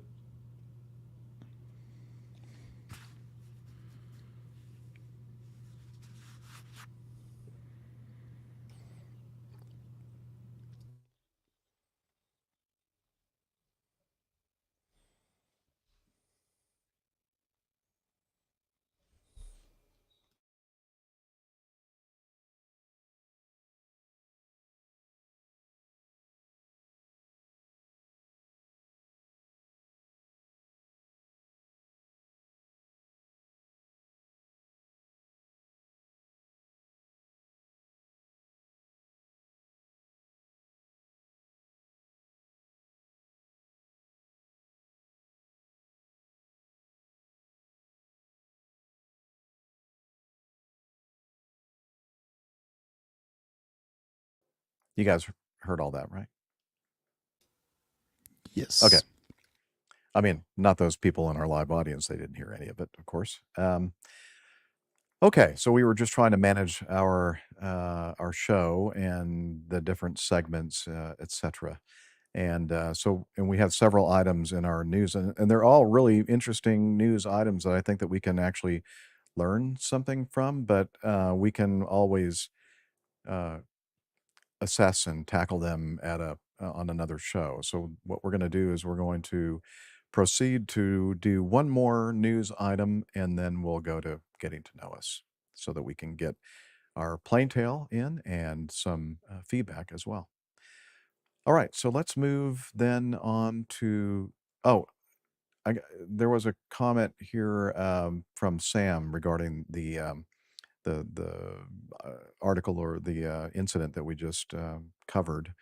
He says, I'm sure you're going to cover this one on the show. Part of what drives me nuts about ATC is displayed with the go-around instructions given to United 1383. They start their published miss, which is a climbing left turn to 3000. Then 15 seconds after they start their missed approach, United is given runway heading, maintain 2. To paraphrase a U.S. commercial, that's not how it works. That's not how any of this works. You can't tell a jet to go around, expect it to climb to 3,000 like a bat out of hell, and then 15 seconds later say maintain 2,000 feet. If that's what you want, then that's what the approach plate should say. To his credit, the pilot of 1383 at one point tells ATC, stand by. Sam. Now, I didn't pay close enough attention. Did they say go missed approach or did they say go around? They just said, I think they said go around. I don't think they gave any specific instructions until well after the instruction to go around. So he would have just gone standard missed approach, wouldn't he? Well, I mean, that's a good question. I think I'm not sure I would have flown the published missed approach procedure. Maybe I don't. Somebody tells me to go around. I'm probably just going to maintain my track, runway center line climbing, and probably that's quite heading likely up toward, what the published missed approach starts. No, he off says as, it's no. It says left, and then it says a climbing left turn to 3000. But it doesn't sound like that's what they did. But I guess his point is 3000's on the published approach, published miss. Yeah, and that's usually what we. There was a short period of time at Delta where we were given different guidance on this. If we were on a visual approach and not technically on the instrument approach anymore, and we were told to go around, then we basically, went to like 1,500, like an altitude 1,500 feet above the aerodrome elevation. But then that guidance changed over time, and they went back to whatever the missed approach altitude is published. That's the one you climb to, unless they give you some other altitude. So, yeah, I mean, yeah, I see your point here, and it can be quite a ride if you're going like a rocket ship up toward the missed approach altitude, and then they give you an altitude that's 3 or 1,000 feet or more lower than that. You can kind of do one of those pushover maneuvers and everybody gets light in their seat kind of deals. But imagine if you overshoot a little bit, you can make a nice easy correction back down to the altitude they want you at. Yeah, I don't know. I'm not sure. It's something that was one of my pet peeves, because America's the only place in the world where you don't fly a published missed approach. Right. We always set the capture altitude for the missed approach at what was on the plate. We never sort of, and air traffic inevitably, if you did a missed approach, would give you a different altitude, usually a lower one, and sometimes in New York it would be as low as 1,500 feet. And right. You don't often go, you don't necessarily always go around from decision height, 200 feet. Sometimes you go around from 500 to 1,000 feet. You barely do any climbing before you reach that air traffic limitation. And it becomes a really, the Boeing has this 2,000 feet a minute go around system, don't they? They can use it. All right, but Rick's talked about it a few times, right. which is quite... the 75, 76, 777, and maybe even the 747 had which makes it quite a gentlemanly maneuver. But on a lot of airliners, including the ones I flew, you're at toga. And if you're lightweight at the end of a journey, that is a lot of thrust, and you're going up like a train. And even in the climb, you're having problems getting the gear and the flaps up before you start accelerating away. It can become a significant problem. If then they give you an early level off, you've got to manage that. The airplane's still accelerating rapidly, and it's going to accelerate even faster now as you level off. It just makes this workload of this procedure, which ought to be, one that is well controlled, it turns it into a bit of a nightmare. So I understand exactly where Sam's coming from, because if you don't stick to a standard go around, you have no idea what height you're going to be told to level off or what instructions you're going to be giving, and you're entirely dependent on the radio to get those instructions. Meanwhile, in the cockpit, you're swapping cleanup commands left, right, and center, and it's really a bad time to be trying to take on a radio call in the middle of that. That's my kind of take on it. Yeah, and I understand that. All I can say in this case, if I know why I am being instructed to go around, because the preceding aircraft is either still on the runway or sort of on the runway, sort of off of it, and in a not good position, I can't use that runway. I didn't always automatically, set go around or toga power. It depended on the situation. Because I'm trying to make it so that all the passengers in the back of the airplane aren't like fearing for their lives because the airplanes, you hear the engines kicking in and the deck angle go way up, and I'm thinking, well, I don't think it's really that. I'm not about to hit the ground, and where you want full power and a pretty good pitch attitude to get the thing climbing away from the ground. If you're already several hundred feet above the ground, and you see why you're not going to be able to use that runway. There's no reason in my mind to go to toga power or go around power. That's just that's overkill in my mind. No, I quite agree. Yeah. It's just that the Airbus, in order to initiate the logic for the go around guidance to your navigation system, you've got to start in toga. Now, right. I think the company and Airbus realized that was, in a lot of situations, overkill. So you were permitted, once you got everything going and going up the hill, you were permitted then to come back to climb power. But that's a judgment call. And, it doesn't always go through your head that's a good option until you suddenly see the speed racing away. And all the overrides are coming in to try and save you from damaging the flaps, etc.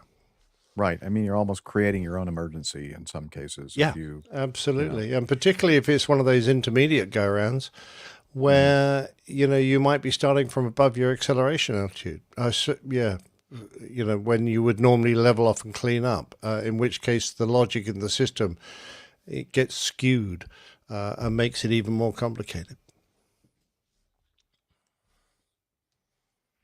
Let's see. We have somebody calling themselves Plain Doc. He's a 730, or he or she is a 737 aircraft maintenance engineer, and he or she says our taxi turn limit is 10 knots on the 737. Interesting. Has anyone told Southwest that? I think they have a different limit, and I personally had a different limit as well. On the jet. Well, you're flying a different airplane. 737 though. Yes. So yeah. Okay, last news item. Is my sound still coming in okay for you all? I'm noticing that sounds good to me. My computer is doing what it likes to do after hour and a half into the show. You need one of those new MacBook Pros and with an M3. I think I might actually, honestly. Good man. This MacBook Air may be just not up to the task here. Okay, well, let's keep fingers crossed and hope that it does okay, because I don't want to have to stop everything and restart. All right, let's move to our last item, which is, I thought I had it. Which one? H, thank you. Okay. From CBSNews.com, a student pilot tried to open the door of an Alaska Airlines cockpit multiple times while the plane was in the air, according to court documents. Flight was traveling from California to Virginia on March 3rd, according to an affidavit filed by Federal Air Marshal Thomas G. Pattinson and reviewed by CBS News. Pattinson said that the passenger, identified as Nathan Jones, was seated in the plane's seat 6E but left his seat multiple times. Jones made 3 separate attempts to go to the front of the plane and open the cockpit door. Flight attendants eventually requested help from off-duty law enforcement officers who restrained Jones in flex cuffs and sat on either side of him for the remainder of the flight, according to the affidavit. To prevent further disturbances, the flight deck was locked down for the remainder of the flight, and the flight attendants used a beverage cart as a barrier to block entrance to the cockpit. This student pilot, Jones, told the flight attendants that he was testing them. When the aircraft landed at Dulles International Airport in Virginia, Jones allowed law enforcement to search his luggage, and agents found, quote, multiple notebooks with writings describing how to operate an aircraft, including takeoff, in-air, and landing techniques. Yeah, well, if he is a student pilot, I mean, was it specific to the airplane, the airliner that he was in? We don't know. It doesn't say that in this article. Let's see. His wallet also contained a student pilot's license.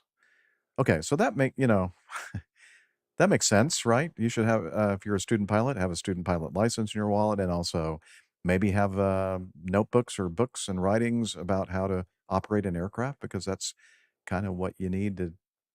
I mean, if you're a student, that's kind of seems logical to me. Yeah.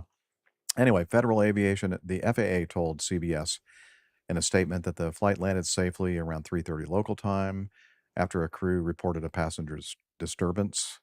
Jones was arrested and charged with interference with flight crew members.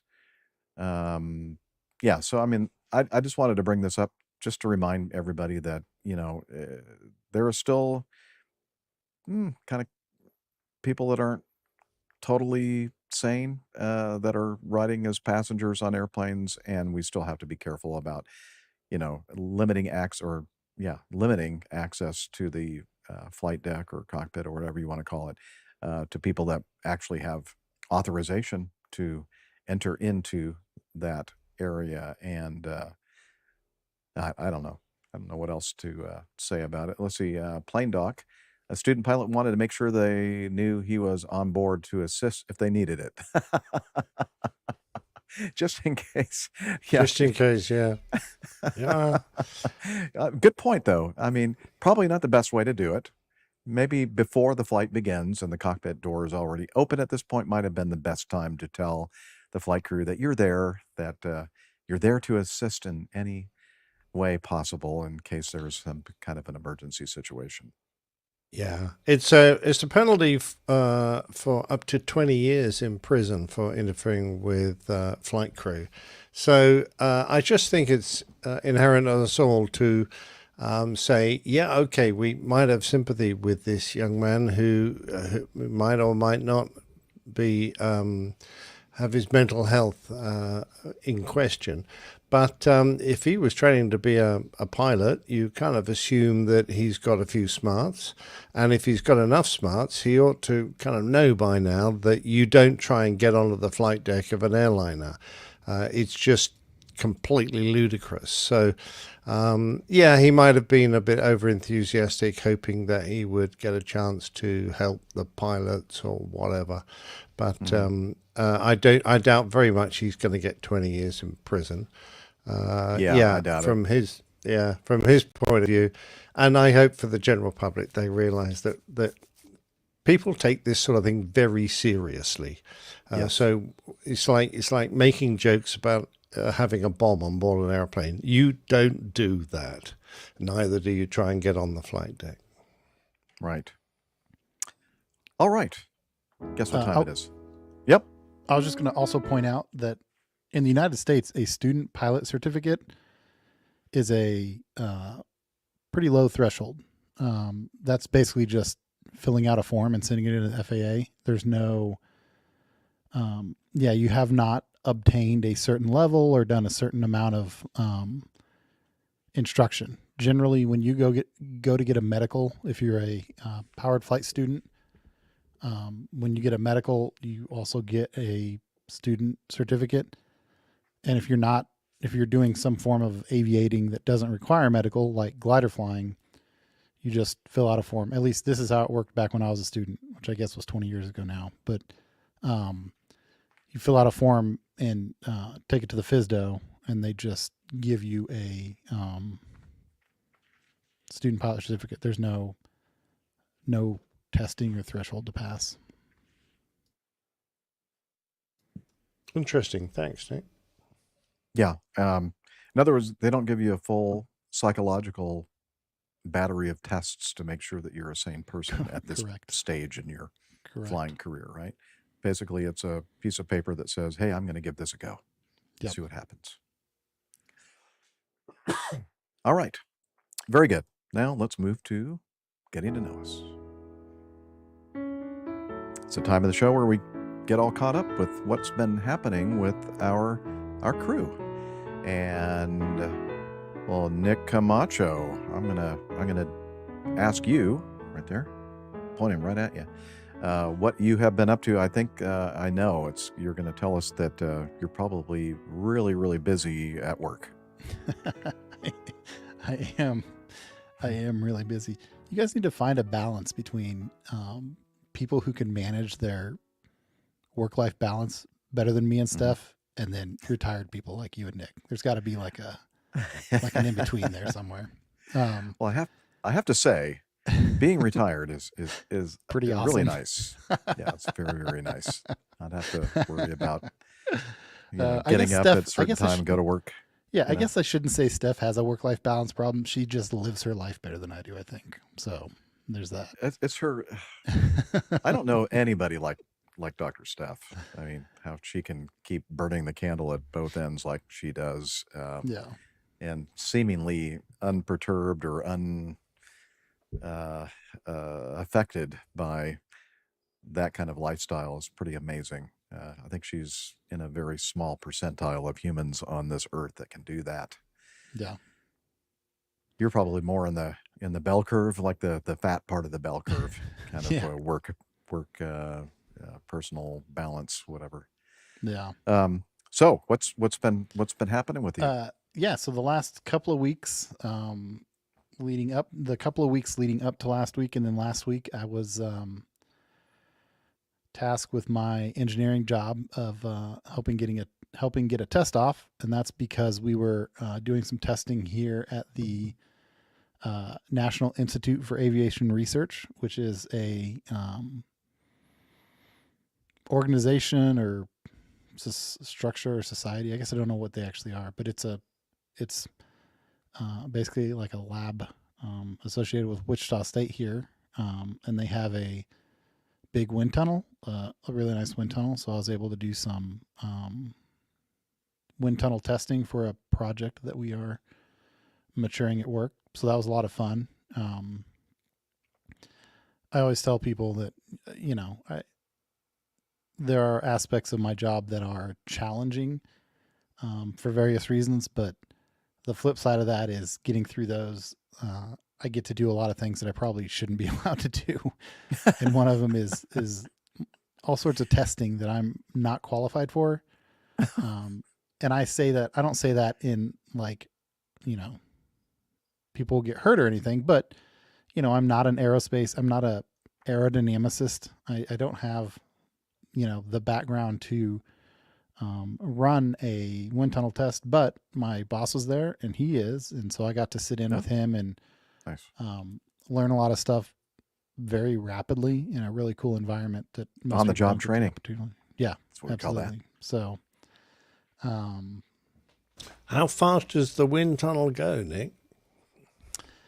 So I think it sits there the whole time. It doesn't move. It's there are different wind, there are different categories of wind tunnels, I guess. There's subsonic, transonic, and supersonic. This is a subsonic wind tunnel. They measure it's a very, very sciencey thing, right? They measure the wind tunnel speed in Q, which is pressure, which is a pressure variable. Do you use a manometer for that? I don't know how they do it. They've got all sorts of very complicated instruments and technology in there. The output is into the little control room with a bunch of monitors. So I know when we were running a Q of 110 PSF relative to the pressure and temperature that we were, the pressure and temperature that day, we were running about 214 miles an hour. So that's how fast it was. Oh, cool. In terms that I understand. So you weren't allowed to stand up in it? And... no, I wasn't allowed to stand up in it, but they have had, I think it's a 7 foot by 10 foot test section. And so I was asking him what the biggest models or, biggest things they've tested. And they've tested like bicycles, road bikes, and motorcycles in there with riders on them. And so they said from a weight standpoint, probably the biggest one they've tested is a motorcycle with a rider on it. Oh, wow. So that's interesting. Yeah. So you said 110 PSF, that would be what, pounds per square foot? Yeah, I think so. Okay. And I think that's what the number was off the top of my head. I'm trying to think back to, what I was looking at. I was looking at these monitors for 5 days in a row, but I'm pretty sure that's what it was. So they didn't let you get in there and like just turn it on full blast and hold on to something and see if you could with your lift your camera legs up. taking pictures of your face. No. That's what. But we got to do a lot of cool stuff. There's all sorts of cool tests and visualizations that you can do in the wind tunnel. They have a smoke wand. So, you run the wind tunnel and you put this smoke wand is essentially like theatrical smoke. And so, you can run this wand along the airplane and see the effects of, the wing root to fuselage interaction with the airflow and the vortice interaction of the wing, how the vortices trail off the wingtips and interact with the tail and stuff like that. You can do that in the dark with like a laser panel. So you can see like the definition of the vortices as they come off the wingtip, and you can see them like spiral and get larger as they go back. So that was very cool. Nice. They have a brilliant. Yeah, they have a boundary fluorescent flow visualization, which they painted the airplane with a mixture of oil and fluorescent dye. So the airplane lit up under blacklight, and then run the wind tunnel, and you see all of the surface boundary layer effects. Again, around wing roots and inlets and stuff like that. So cool. All very neat stuff. Did they tell you what Reynolds number was? Yes, that was one of the set points, and we ran Reynolds number sweeps, so we could actually tell them we want to run, at different Reynolds numbers, and you can run at different. It's very cool. The model, the airplane models, attaches to what's called a sting balance, and it's basically a rod that goes in the inlet, the engine exhaust of the airplane, right? So the airplane's kind of suspended on this rod, and it's a very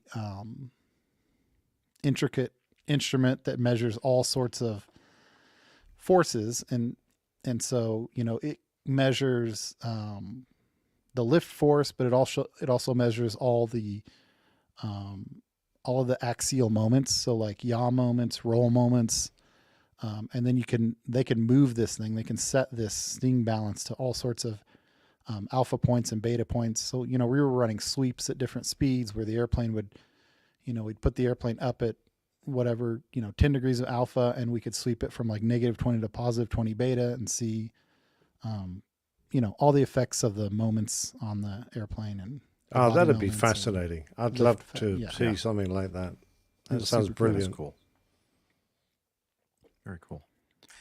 Well, how about other aspects of your life, like that that general aviation unfortunately, world? I haven't had very much time to work on my airplane. Yeah. Our Luskin was due for the annual, so I did help my dad get that turned around. So that is ready to fly. I think we did all the final button up last weekend and ran the engine and taxied it around, and we had taken the tail wheel apart and cleaned it up, and fiddled with the brakes a little bit, and those needed a few readjustments. So I think Dad took care of that a couple of days ago. So this weekend we should have that back up in the air, which will correspond with me needing me and my dad both needing BFRs. So the weather looks good, so hopefully that'll hold out and allow us to get that airplane back in the air and get all of our... And just in case somebody doesn't know what a BFR is. Yeah. I take that back. A flight review. Okay. I think we're not supposed to call them... They used to be called BFRs because they were biannual, so every 2 years you have to get a flight review, and basically what that is it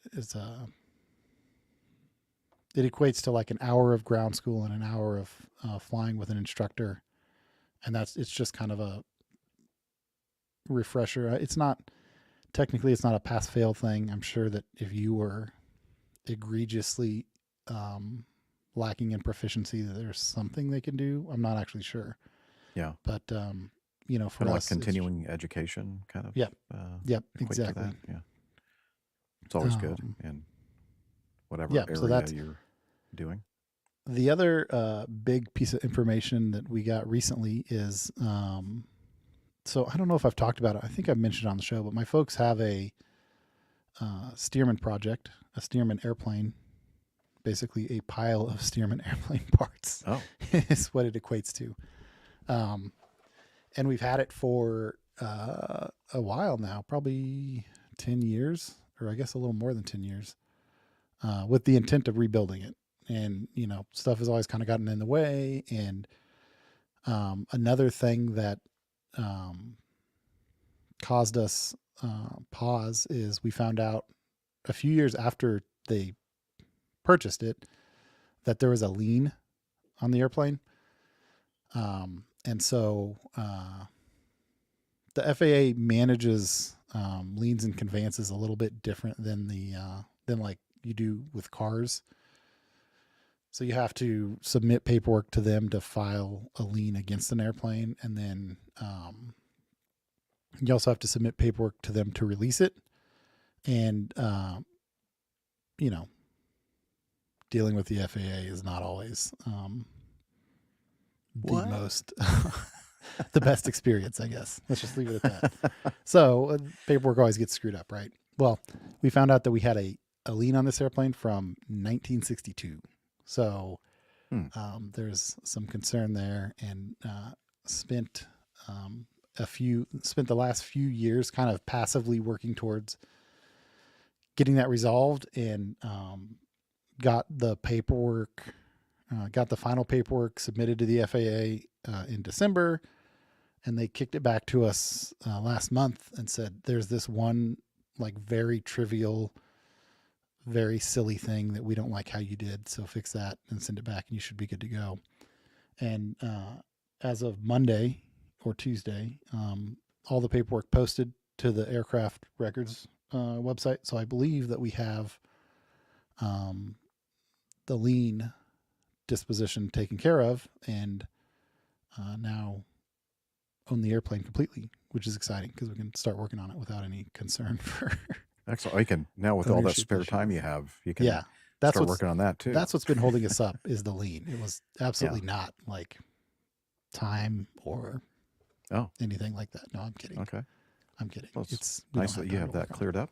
We haven't had time to work on it. So I've heard of pilots getting the liens, but never an airplane. But and it was. And I was thinking to myself, I have been guilty of leaning on airplanes in the past. It's interesting because the FAA keeps and makes available all the records for airplanes. So it used to be that you could like hire a company in Oklahoma City to go into the FAA archives and research whatever airplane you're looking at. You just had to give them an IN number and say like, hey, I want to, so it used to be, the company that we use is called Aerospace Reports, and you basically buy a title search from them, and what that equates to like is Carfax. Yeah, basically. And so they would go into the archives, in the microfiche, and they would scan all the microfiche and send you back every record associated with that airplane, and then a cover sheet saying, in our research, it looks like conveyance such and such was never released, so there's still a lien on the airplane. Well, recently, I think in the last year or so, the FAA has digitized all that stuff. So now you could just go on the FAA Cares website and type in an IN number and basically see all of the records associated with that airplane.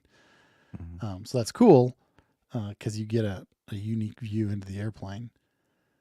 But it also shows like some of the weird, like in our case, this weird lien situation. I ought to do a crew log on it because it was a interesting process to go through and kind of a unique lien situation that I think is a little too hard to explain in the time frame of the show. But I'll do a title search on what transpired back in the 60s with the airplane, and what we had to do to get it released. Fascinating. Yep. All right. How's your family? Everybody doing well? Everybody's doing well. This week was spring break for my children. Did manage to sneak away to the Cosmosphere with my son and his cousin yesterday morning. We watched Apollo 13 on Wednesday night, which is their first time seeing that. Good movie. Yep. And the Apollo 13 command module is actually in the Cosmosphere, which is a space museum about an hour north of us. You can touch history. Yep. So we've gone, we'd gone 2 times before this, and they have a really nice lunar module display to look at, and they've got a replica display, right? And then they've got the actual command module and a really nice display of Apollo 13, Apollo program items and things to look at. And I had noted that on their website they said they're doing a renovation through the summer and fall and hope to have everything opened up back to 100% by this winter. So I called them and made sure that we could still see the Apollo command module, and they said, yeah, that's one of the exhibits that's still open. And I kind of assumed that they would be like doing this phased approach, and they're maybe closing off 25% at a time or something.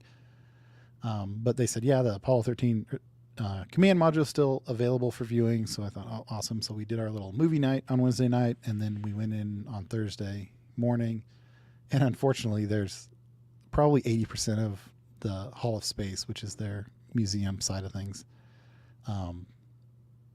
was closed. So there was only a handful of exhibits to see, which was a little disappointing, but they did still get to see the Apollo 13 stuff right after watching the movie, so they can kind of make the associations between, what happened there and the importance of that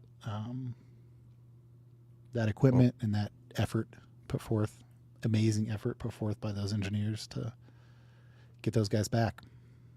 Brilliant. Speaking of the world of rocketry and rockets and all that stuff, did you and your son watch a little piece of history being made Thursday morning early? We didn't. I was following along a little bit with it on social media, but that was the third test flight of the SpaceX Starship project. Was that the one with the crack in it? No, that's another article that we'll maybe cover on today's show. Oh, okay. But I don't think they didn't make any wisecracks about anything as far as I can recall. But anyway, Elon Musk's SpaceX in the third major test of the largest rocket ever assembled and launched. In largest history. thing ever flown is what he said. Yeah, the largest thing ever flown. Yeah, it's pretty it's amazing. Like they weren't expecting it to be perfect and have a nice sea landing of the booster, and they weren't really sure exactly what was going to happen with the actual Starship itself.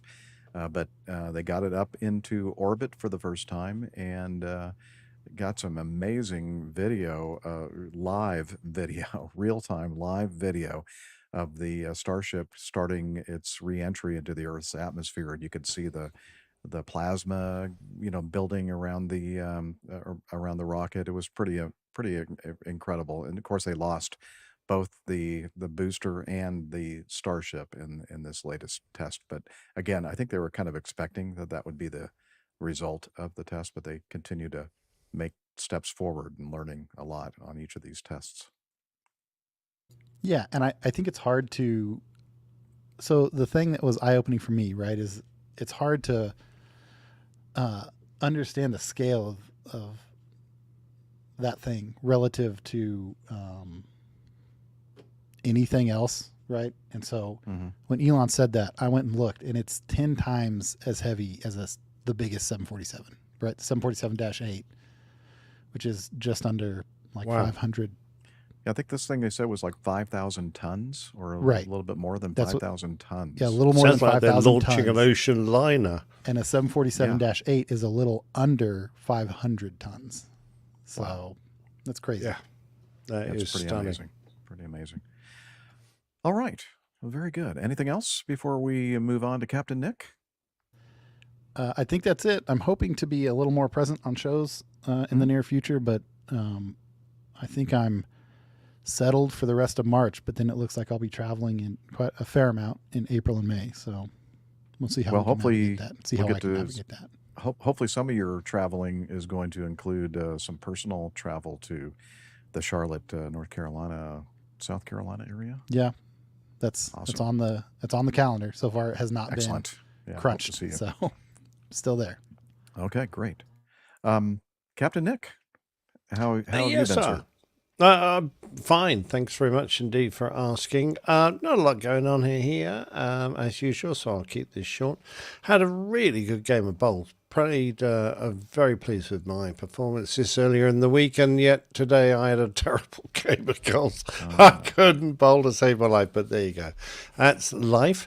I've had a couple of photo shoots, done 2, got 1 more to do, and that is unpaid for an organisation that just I like to assist with when I can, but that's keeping me busy and talking. It was a misfire, sorry. That's what she said. And I was clicking on an inactive window, and apparently I clicked exactly where I should not have. Seems Fired pretty off a accurate to sound us. effect.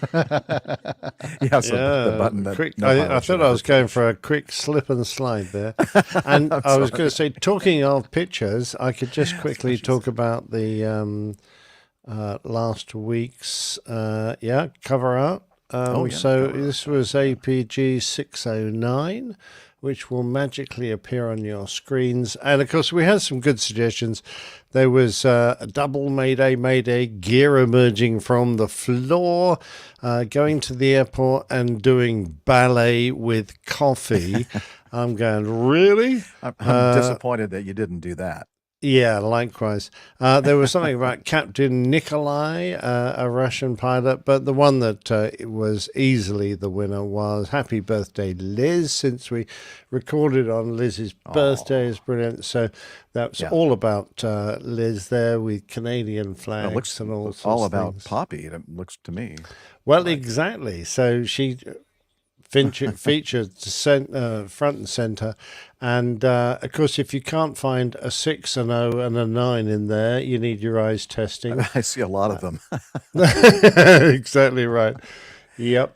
And the only other thing was, of course, the APG logo, which is nearly full size. So I deliberately made that nice and big. That was kind of tricky because I was looking for, like a little something thing much more somewhere. contrasted and smaller. And I almost gave up and then went, wait a minute. I just relaxed my eyes and I went, oh, it's the background. Yeah, exactly. So I wondered if I caught anyone out there. No, it was great to have a chance to celebrate Liz's birthday with her on the show. So that was great. That was me, done and dusted. Brilliant artwork. Cheers. Yes. So, thank you, Liz. She's saying, Jeffrey, my turn. So actually, I've been talking about it for several episodes, and we finally got to have our meetup from our out-of-town airline captain guest, and we met up at the Smoke Jack barbecue place, and we're going to show some pictures here while I play some audio that we recorded. Hello, everyone in APG land. Here at the famous Captain Jur meetup at Smoke Jack Barbecue in Alpharetta, Georgia. And we have a great group of people here and some others as well. No, they're all great people. And we're at this wonderful barbecue place. We got a couple of huge platters of food. We've had quite a large quantity of barley pops here, and so it's been great.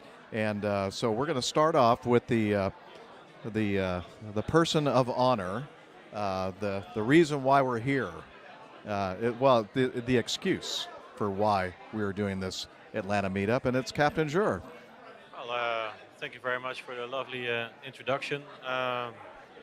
Too much honor, I must say, because I invited myself a little bit to your lovely presence, but it's very nice to make all your acquaintance, and thank you all for showing up, having a chat, having a beer, having a little barbecue.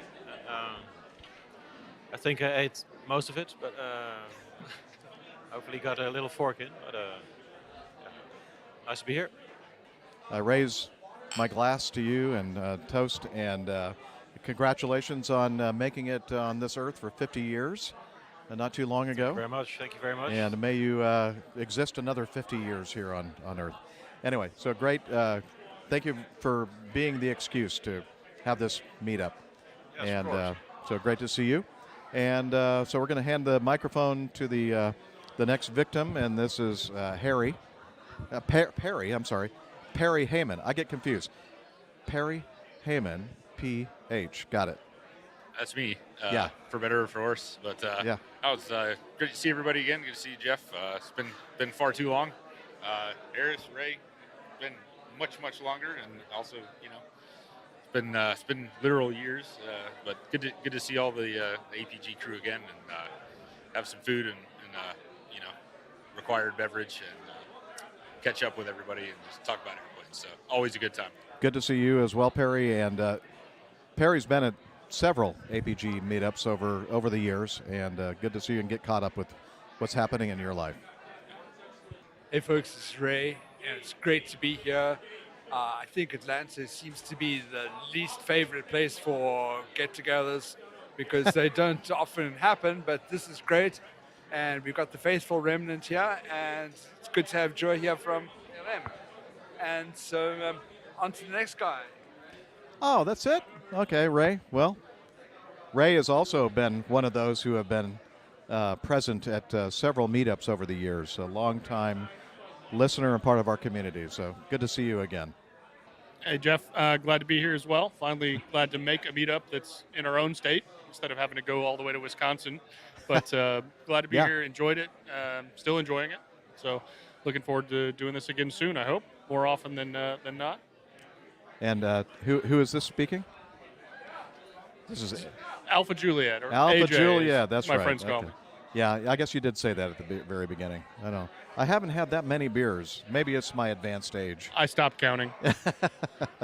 Anyway, always great to see you, AJ. And Harris. Hey, Harris Captain Bergman. Jeff. Hey.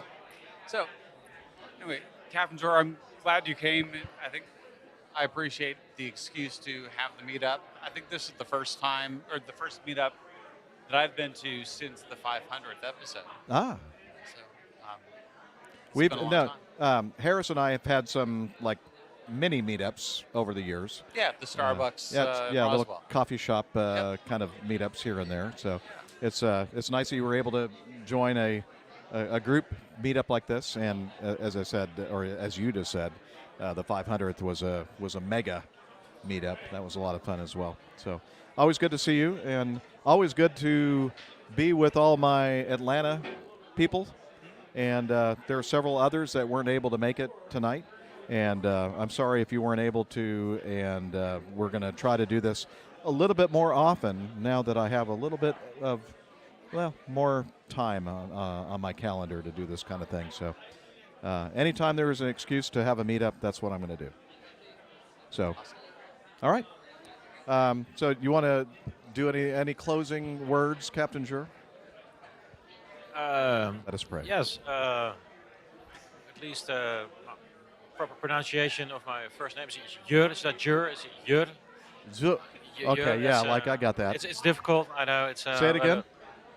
The J is pronounced like a Y. Oh, Jur. Yeah. Wow. Wow. It's like Yeti. Oh my But gosh. this can all be edited out at a later stage. Okay, Jur. And and he's probably told me that several times already in the past. Yeah, I'm just a very slow learner, but from this point it's the story forward, of my life. My parents gave me a Jur, very difficult Jur. name, and I have been explaining myself for the last 50 years. So it's kind of like the Spanish thing, right? J as a Y sound. J, Jur? Jorge. Yeah, Jorge. Okay. Julian. Julian, very good. Ah, okay. Well, I'm going to practice. I'm going to go home and practice in front of the mirror. Let's not go home. Let's have a few more beers. Okay. Enjoy each other's company. And, Yes. Thank you very much for your hospitality again. Yeah. And, Well, hosting. my pleasure. And, well, it is an honor. Thank you. Okay, and how do we sign off in Dutch? En dat is het dan voor vanavond. En terug naar de studio, Jeff. Thank you. How do you say thank you in Dutch? Dankjewel. Ah, yeah, that. Dankjewel. Okay. Yeah, Liz, Tim in our chat room here says, it's your Yef. And I thought, I wish I'd thought of that at the time, because when he said back to you in the studio, Jeff, I said, yeah, Yef. That's the way you pronounce my name. Yeah, so now I'm never going to forget that it's Captain Jur and not Jur or whatever I've been saying. The bottle that I was showing, yeah, throw that back up there. That was a nice gift that was given to me by Captain Jur. And it was some kind of, he tried to explain it to me. It's a very strong kind of a, sort of like a gin. I think he said the requirement for this, and I can't remember exactly the name of this thing, and I can't read it in this photo because it's so far away. It's just over in my refrigerator. He said that he likes to drink it a little bit cooled. I should probably grab it out of my refrigerator and show you and look at it and read it. But It's very similar to a gin, and I think that just the requirement is to have like one juniper berry in each bottle, as far as the distillation. So there's not many botanicals then. Not very many botanical. Not like it's completely unlike gin in that respect, for sure. But yeah, really. So and it came with 2 small little glasses. I think he's holding one in this picture here. It's hard to see because it's clear glass. With the etching of the company that made the distilled that bottle, but apparently it's something that's quite prized in the Netherlands, and so thank you very much for. And he also, I think they're going to use it in the forthcoming Dutch rocket system that they're building. Yeah, the rocket program. It would be good fuel to use for sure.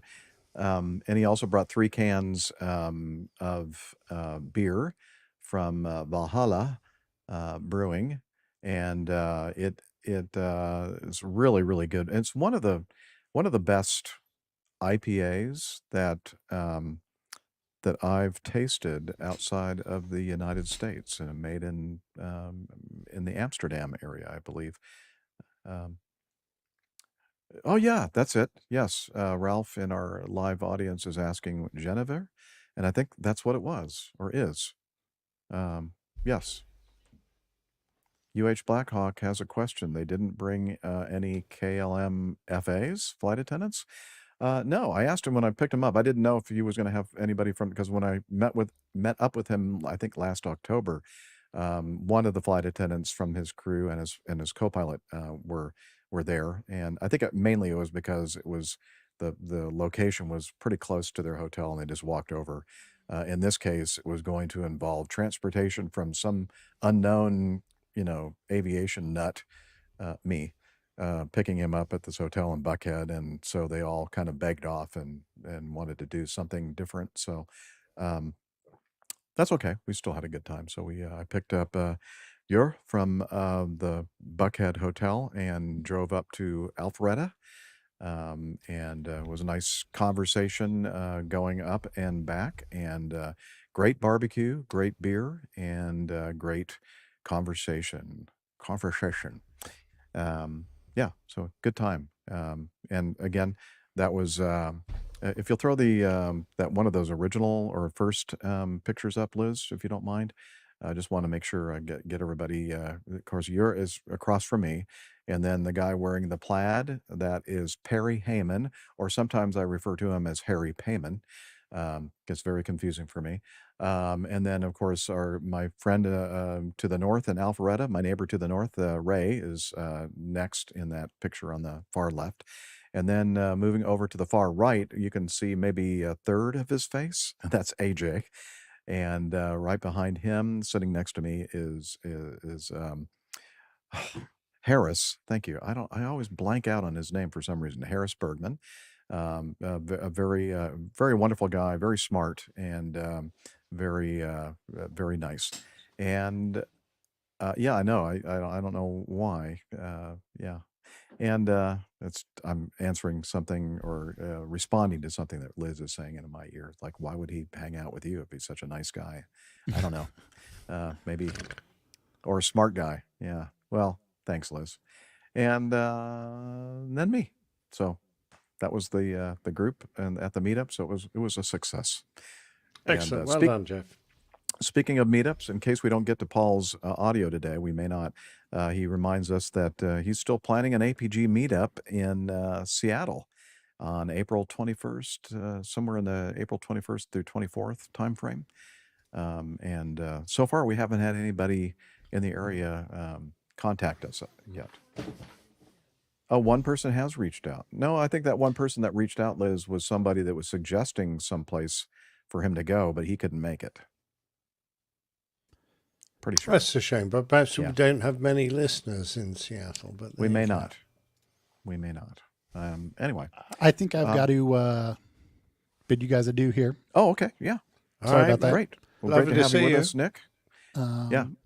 I know there's a piece of feedback from iHaul boxes that we chatted about last time I was here in the chat. So sorry that we're not going to get to that. But yeah, we'll hold it for you. So when you're here next time, that you can address it. Okay. So yeah, our best to your family, and hope to see you again soon. Look after yourself. Sounds good. Yep. See you guys. Thanks. Bye. And last thing I'm going to mention, I think that's all I had in there. My plaque. I got this thing from my former employer, Delta Airlines. If you can go solo on me, Liz, thank you. Just click on there you go. Got this see-through, sexy plaque. And of course now my camera's trying to focus on my eyes, so why is it doing that? Anyway, there it is. It's got Captain Jeff. Oh, yeah, I should turn the autofocus off. Captain Jeff Nielsen, congratulations on your retirement. And they basically say that I was basically solely responsible for the success of Delta Airlines the last 35 years. And I really do appreciate the fact that they've recognized that. Anyway, this is so you didn't get a bonus, but you got a nice plaque. Well, no, but I did get some profit sharing, which was very nice. But everyone got profit sharing, Jeff. Well, that's true, but mine was extra special. Yeah, I love it. So anyway, so basically it says, so this is from the Chief Executive Officer, Ed Bastian. The success of Delta Airlines is a direct result of your hard work and nobody else. No. And the dedication of Delta people like yourself. With our deepest gratitude and sincerest respect, we thank you for your contributions over the past 35 years. We wish you much success and happiness ahead and hope you remember you are always part of the Delta family until you try to get on an airplane and non-rev travel. And then you're going to be like next to nothing in priority because you're retired. I'm not bitter about that at all. Okay, I'm going to go to exit the solo layout there. Yep. No coffee fun today. We didn't have any contributions between now and the last episode. And we're going to go right on in. This is a treat lately. We don't get one of these every show anymore. And so sadly this not. is special. Well, it takes a lot of work. I know that for sure. So and we appreciate it when any time we can get a plain tale, it's much appreciated. And it happens to be one of those great moments on our show where we get to do the latest installment, I guess, of the old Pilot's Plain Tales. And this one is entitled RAF Form 414, Volume 26. Wow, I can't believe we've already had 26 volumes already. And he's not finished yet. So that's great. And so let's he's not dead yet. Let's have a listen to this one here.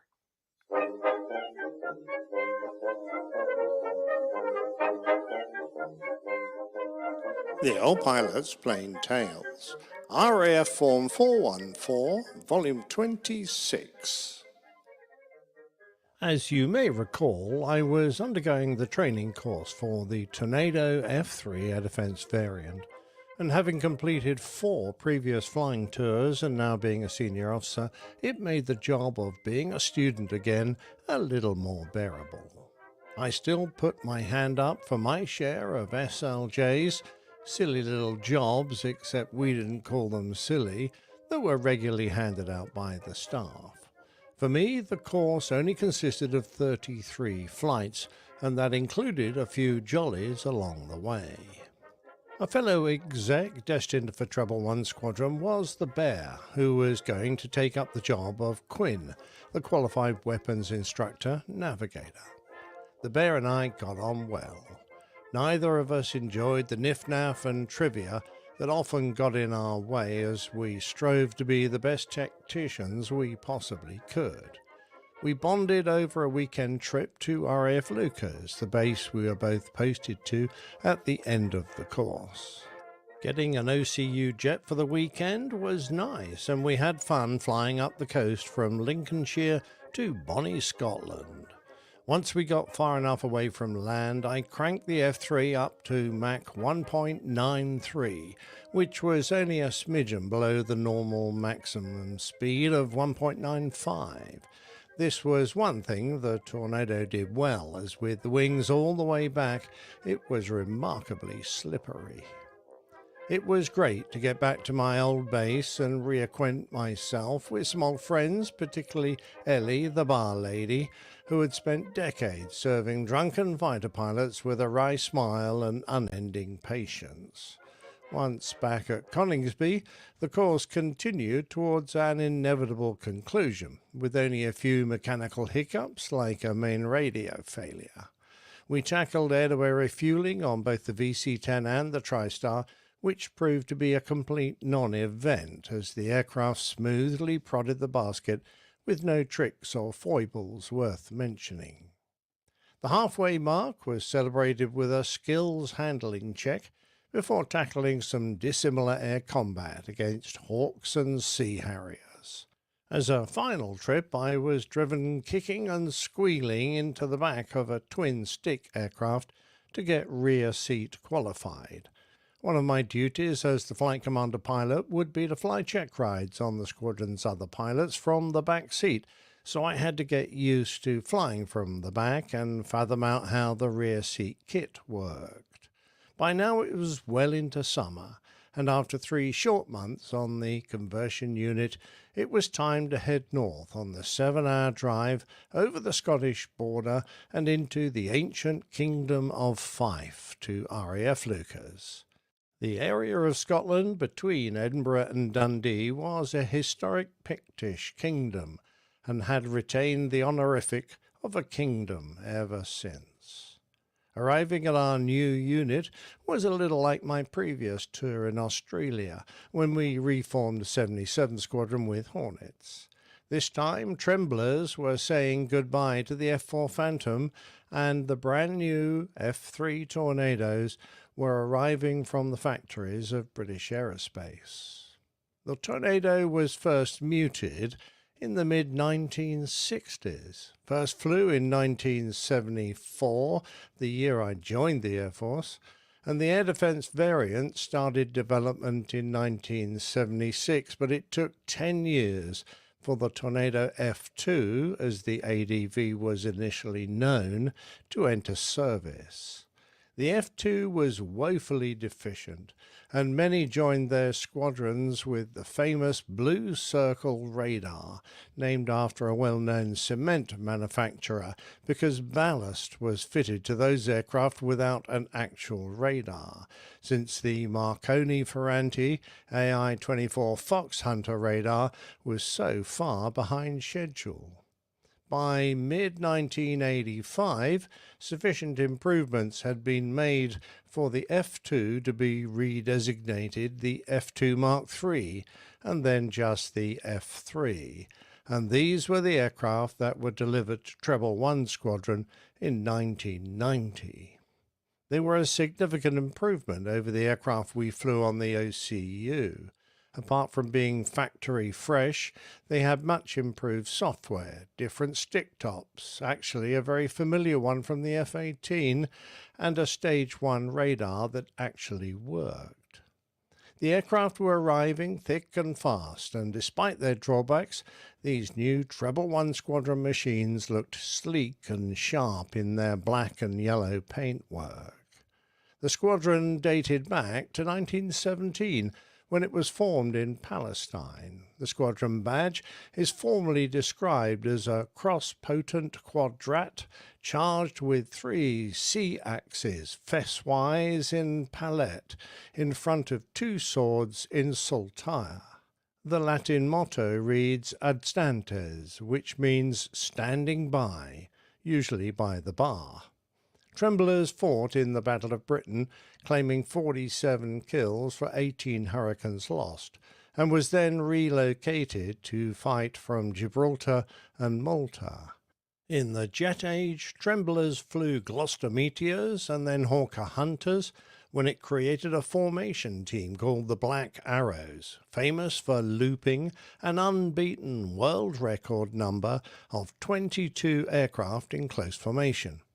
After the Hunters came the English Electric Lightning and then the F-4 Phantom.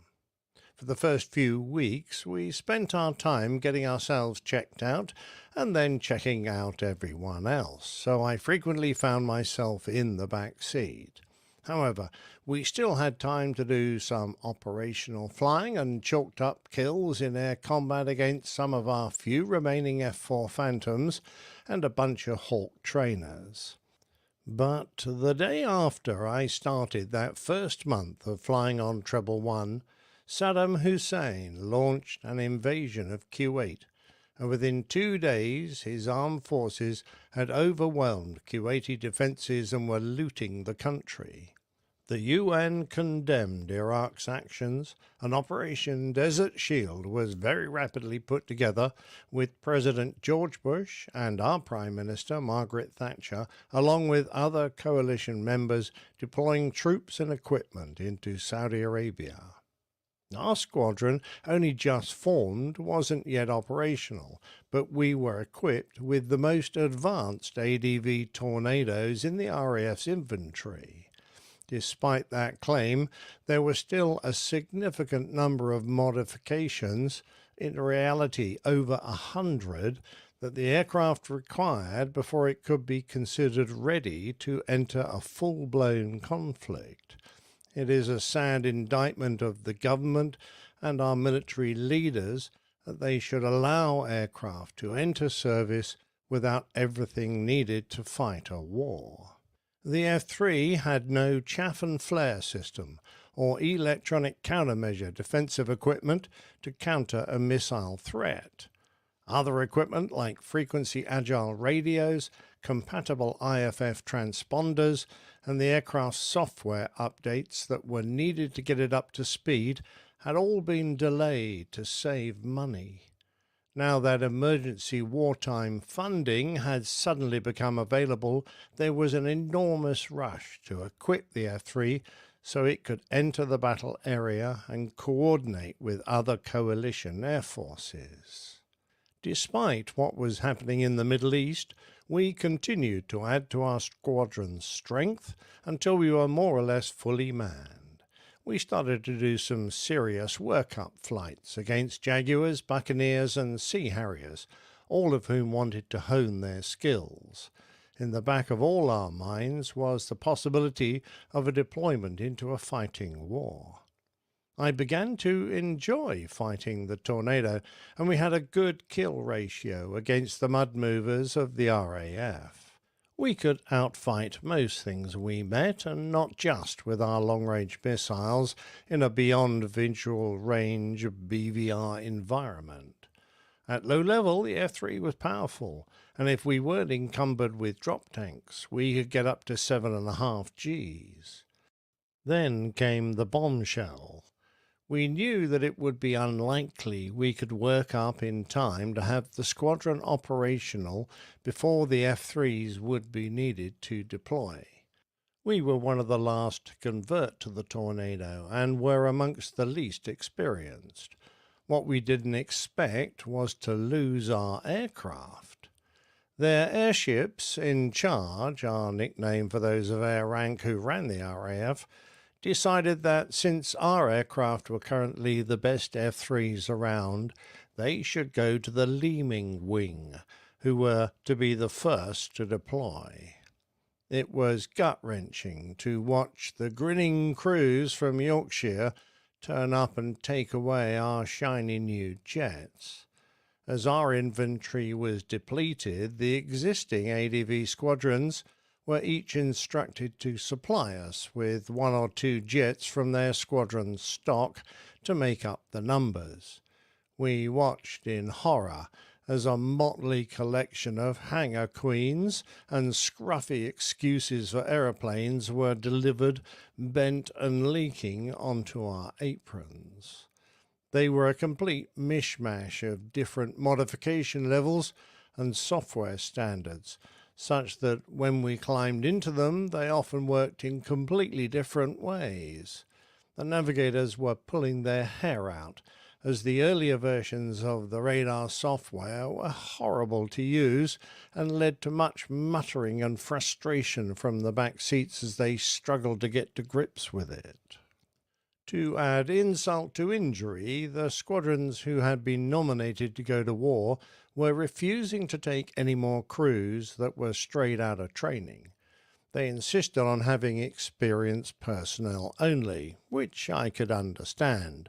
But what to do with all those brand new pilots and navigators who could no longer be posted to those units? They were all going to come to our squadron. We had effectively become a training unit, whose sole purpose was to take inexperienced first tourists through their operational workup. The workup syllabus was, by its nature, a progression of simple operational tasks that slowly built ability and experience until more complicated work could be attempted. Exciting and testing for the new crews, but simple, repetitive, and undemanding for those of us required to instruct. Taking newly arrived crews through their convex was normally a small portion of a squadron's flying, with more exciting and adrenaline-filled missions making up the majority. Now those proportions had been reversed, as we spent our time playing Mother Goose to a stream of baby chicks. In addition, with our sister squadron, the Fighting Cocks, across the airfield, becoming one of the units nominated to deploy, we were taking on all the Northern QRA duties that we normally shared with them. So when we weren't doing convex training, we were sitting on Q, which would have been more fun had the Russians sent a few bears around. It was therefore a great break from this morale-sapping flying to get a chance to fly an aircraft away for a weekend. The squadron had been sent an invitation to join the officers of RAF Benbecula, or Benbeculia as we like to call it, a military radar unit based on a small island off the west coast of Scotland in the Outer Hebrides. Benbecula was a tiny remote base that consisted of a long-range military radar head, a few engineers to keep it turning around, and a handful of fighter controllers whose job it was to do the opposite of air traffic controllers, in that they tried to bring aircraft, namely fighters and their targets, together rather than keeping them apart. Once a year, they organized a formal mess dinner for representatives of the fighter squadrons that they had worked with, who flew in to the small airfield on the island. The Bear and I had put our hands up to wave the flag for Treble One, and on a Friday evening we set off across Scotland, bound for the 6,000-foot strip of asphalt that nestled in the sand dunes of Benbecula. We parked amongst a cluster of other fighters on the tiny pan, and whilst our hosts were wonderfully hospitable, the visitors well outnumbered them. A riotous evening followed, and we drank many a nightcap of a local single malt Gaelic whisky, spelt T-E-B-H-E-A-G, pronounced Che Vec, but which we immediately dubbed Tea Bag. The next morning, the Bear and I were rudely awakened by a demand to return our aircraft back to Lucas ASAP, as soon as possible. The airframe was apparently needed pronto. After too much whiskey and too little sleep, plus various exhortations to beat up the airfield on our departure, we clambered into our Tornado and wound it up. A departure was followed by a loop around the airfield to gather some speed, and with our wings back at 67 degrees, we roared over the little RAF base and heaved up into the vertical, doing pretty twinkle rolls on the way up, while I hoped to reach the cloud ceiling before running out of speed. We hit the cloud at about 10,000 feet, and I transferred onto instruments, whilst gratefully reaching down to swing the wings forward. Pulling inverted towards the nearest horizon, I was more than a bit unhappy as I watched the angle of attack increase alarmingly until the aircraft departed controlled flight and flicked into an incipient spin. as we gyrated around the sky in thick cloud, almost as thick as the whiskey fumes gurgling up from my stomach. The bear started bellowing about doing some pilot stuff. I centralized controls whilst the spills, the spin and incident limiting system, kicked in, and I then glanced down. The wings hadn't moved. They were still all the way back in 67. I was sure I'd moved something, but while I tried to work it out, I grabbed the big lever and banged them forwards into a sensible position. As the huge cogs in the wing box turned and the wings swung steadily forward to 25 degrees, the master warning kicked off. And now that the little cogs in my brain were working, I realized what I'd done earlier. In my befuddled state, I'd previously put the flaps down, not the wings forward. And with the wings moving forward, the interlocks were releasing and the flaps were trying to deploy well above their never-exceed speed of 225 knots. I whacked them back up before any damage was done and settled the machine into a gentle climb heading for home. On landing, I got the engineers to give the aircraft a once-over, and they assured me all was fine, so, suitably chastened, I trundled home and took my headache back to bed.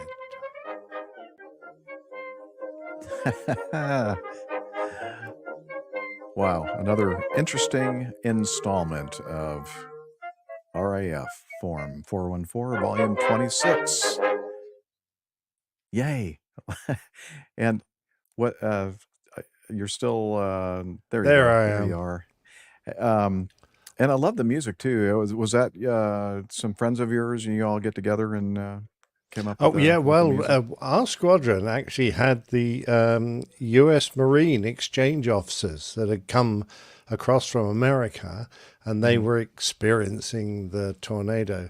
So that music is actually from the U.S. Marine Corps band. Really, it must have been from a long time ago. It was. Indeed it was. It sounds more like something Walt Disney would have done at the turn of the century, yes. Something like that, yeah.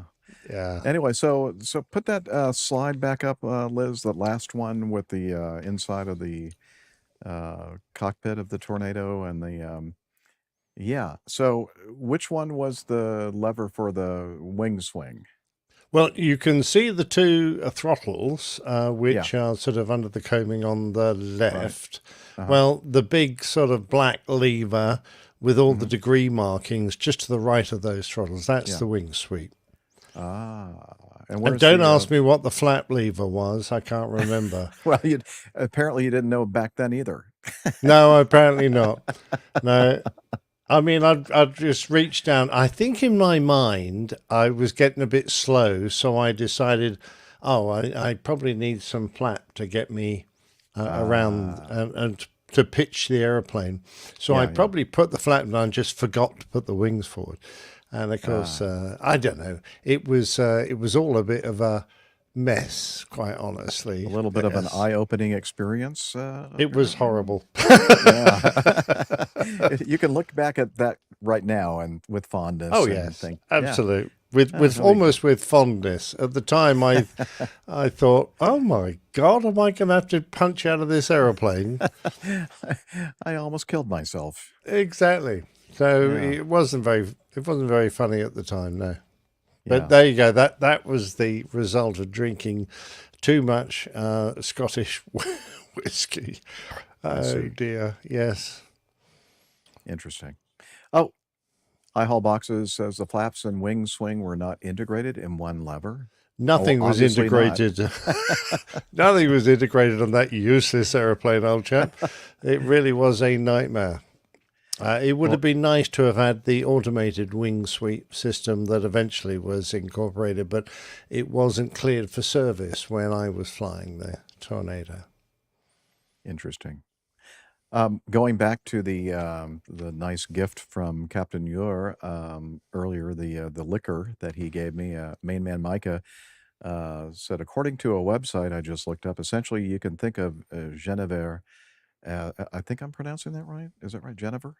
is the love child of a marriage between whiskey and gin, and that's exactly the way it tastes. It's like you're doing a shot of whiskey with a little bit of a slight gin flavor to it. So it's just interesting. Whiskey and gin. So is it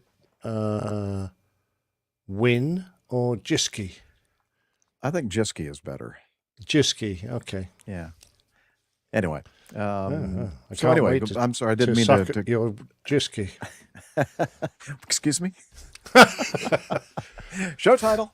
No, definitely not. So again, sorry about just because I was just thinking of seeing some of the comments there. But anyway, it's always, I know you don't always seem to find it that interesting and wondering why anybody would. Your telling of your tales of adventure in your flying career are always of great interest to all of us. So thank you for sharing. Well, you're very them kind, with Jeff, us. but I think you can see the way this is leading towards a career in civil aviation. They're finally, the Royal Air Force is saying, you know what, we really need to kind of time we protect parted company, Nick. our liability is just getting too much, and the insurance costs are impossible. Good luck. Anyway, I'm enjoying them immensely. So, all right. Thanks very much. We don't have a lot of time. How many can we get through in 15 minutes? 15 minutes. I don't know. We'll try. Well, it's definitely. I'm sorry, iHall. We're going to have to. We can't tackle yours in 15 minutes. It would take up. Yeah, we want Nick Camacho back for that. So, pardon? Oh, okay. I thought you were asking, are you under the bumper? Are you under the bumper? I'm thinking, what does she mean by that? Okay, feedback bumper. Yes, let's do the feedback bumper. Here we go.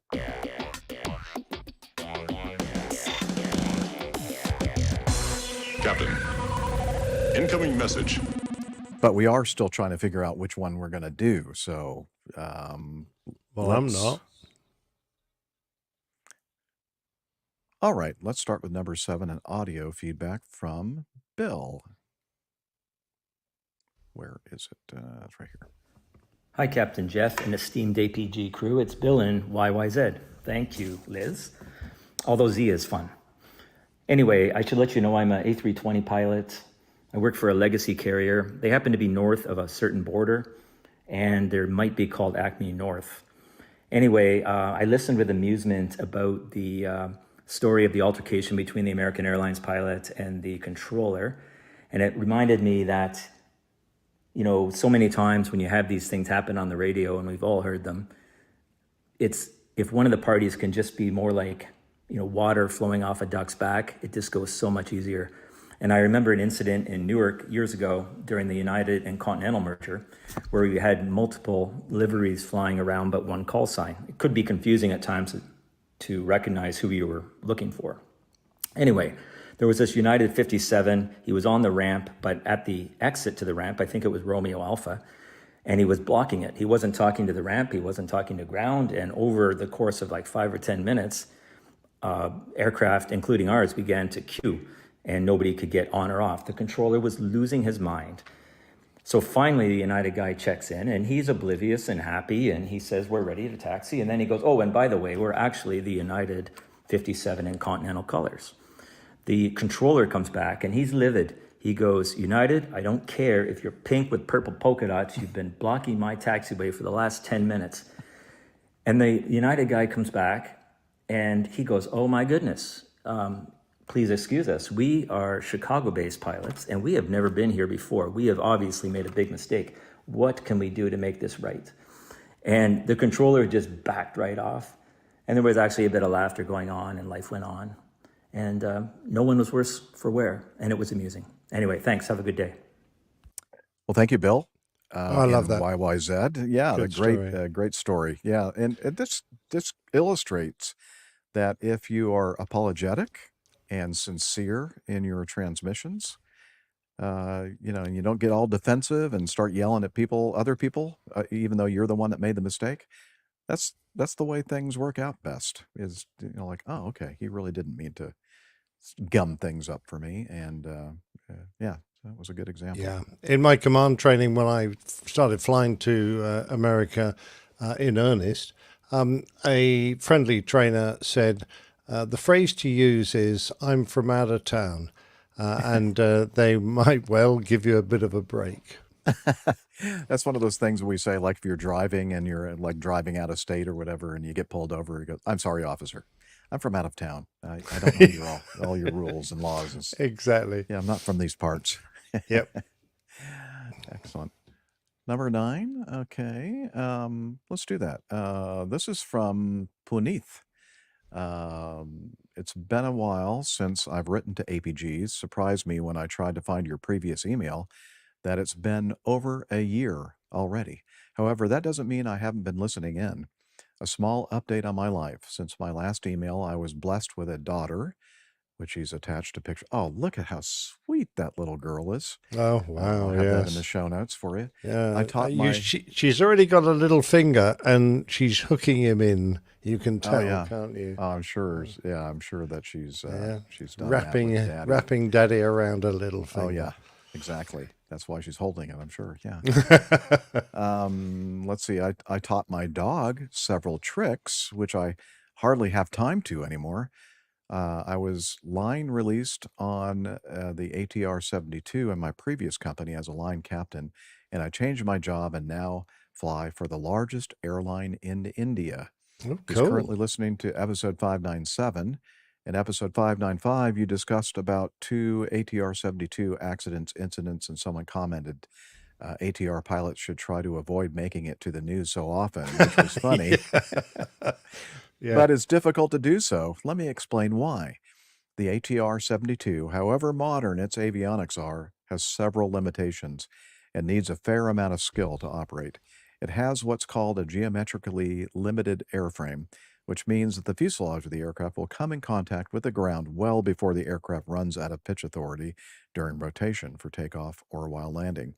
Clearly, this means that tail strikes are/were a common occurrence on this type of aircraft. For this reason, most companies that operate ATRs have several operational procedures in place. For example, whenever the pilot flying exceeds 5 degrees of pitch during landing, the pilot monitoring calls out pitch. ATR also recommends bringing PL to flight idle. PL must be prop lever? Is that what PL is? Sounds favorite.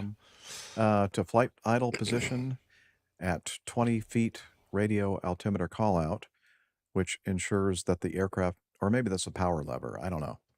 It ensures that the aircraft has no residual power energy by the time it touches down and eliminates the chances of a bounce, which was earlier. You're trying to say that you collapse onto the runway. Sounds like it. Yeah, just boom, a big thud, splat.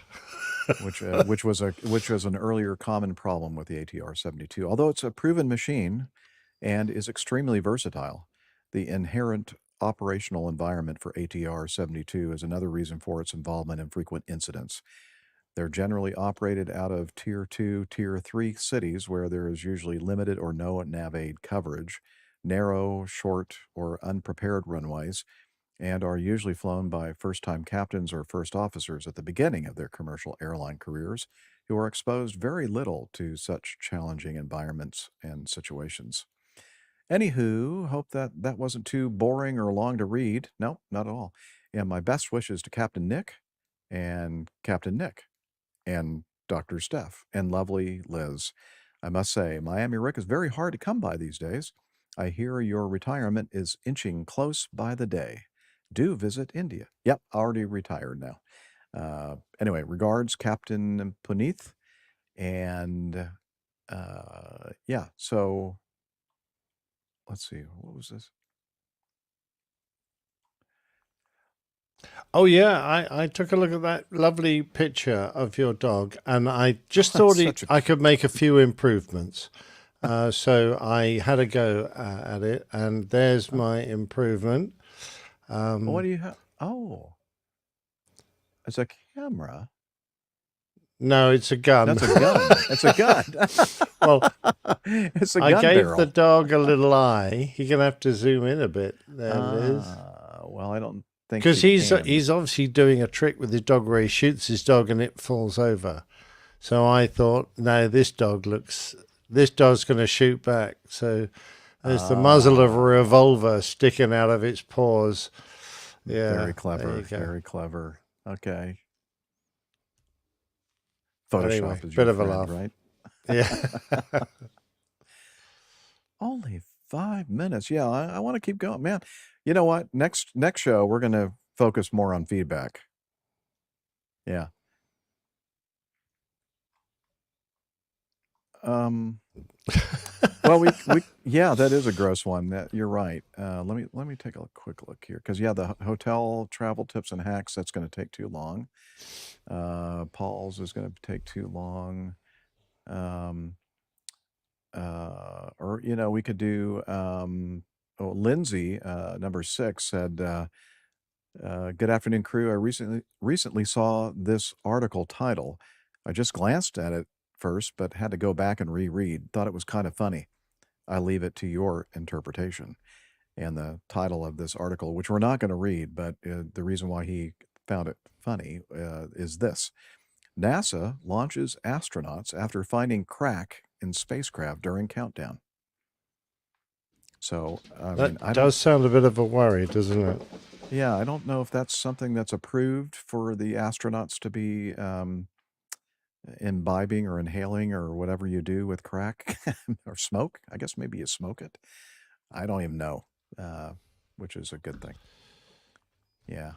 And I thought that, let's see, what the first one you mentioned that we try was the tow bar. Yeah.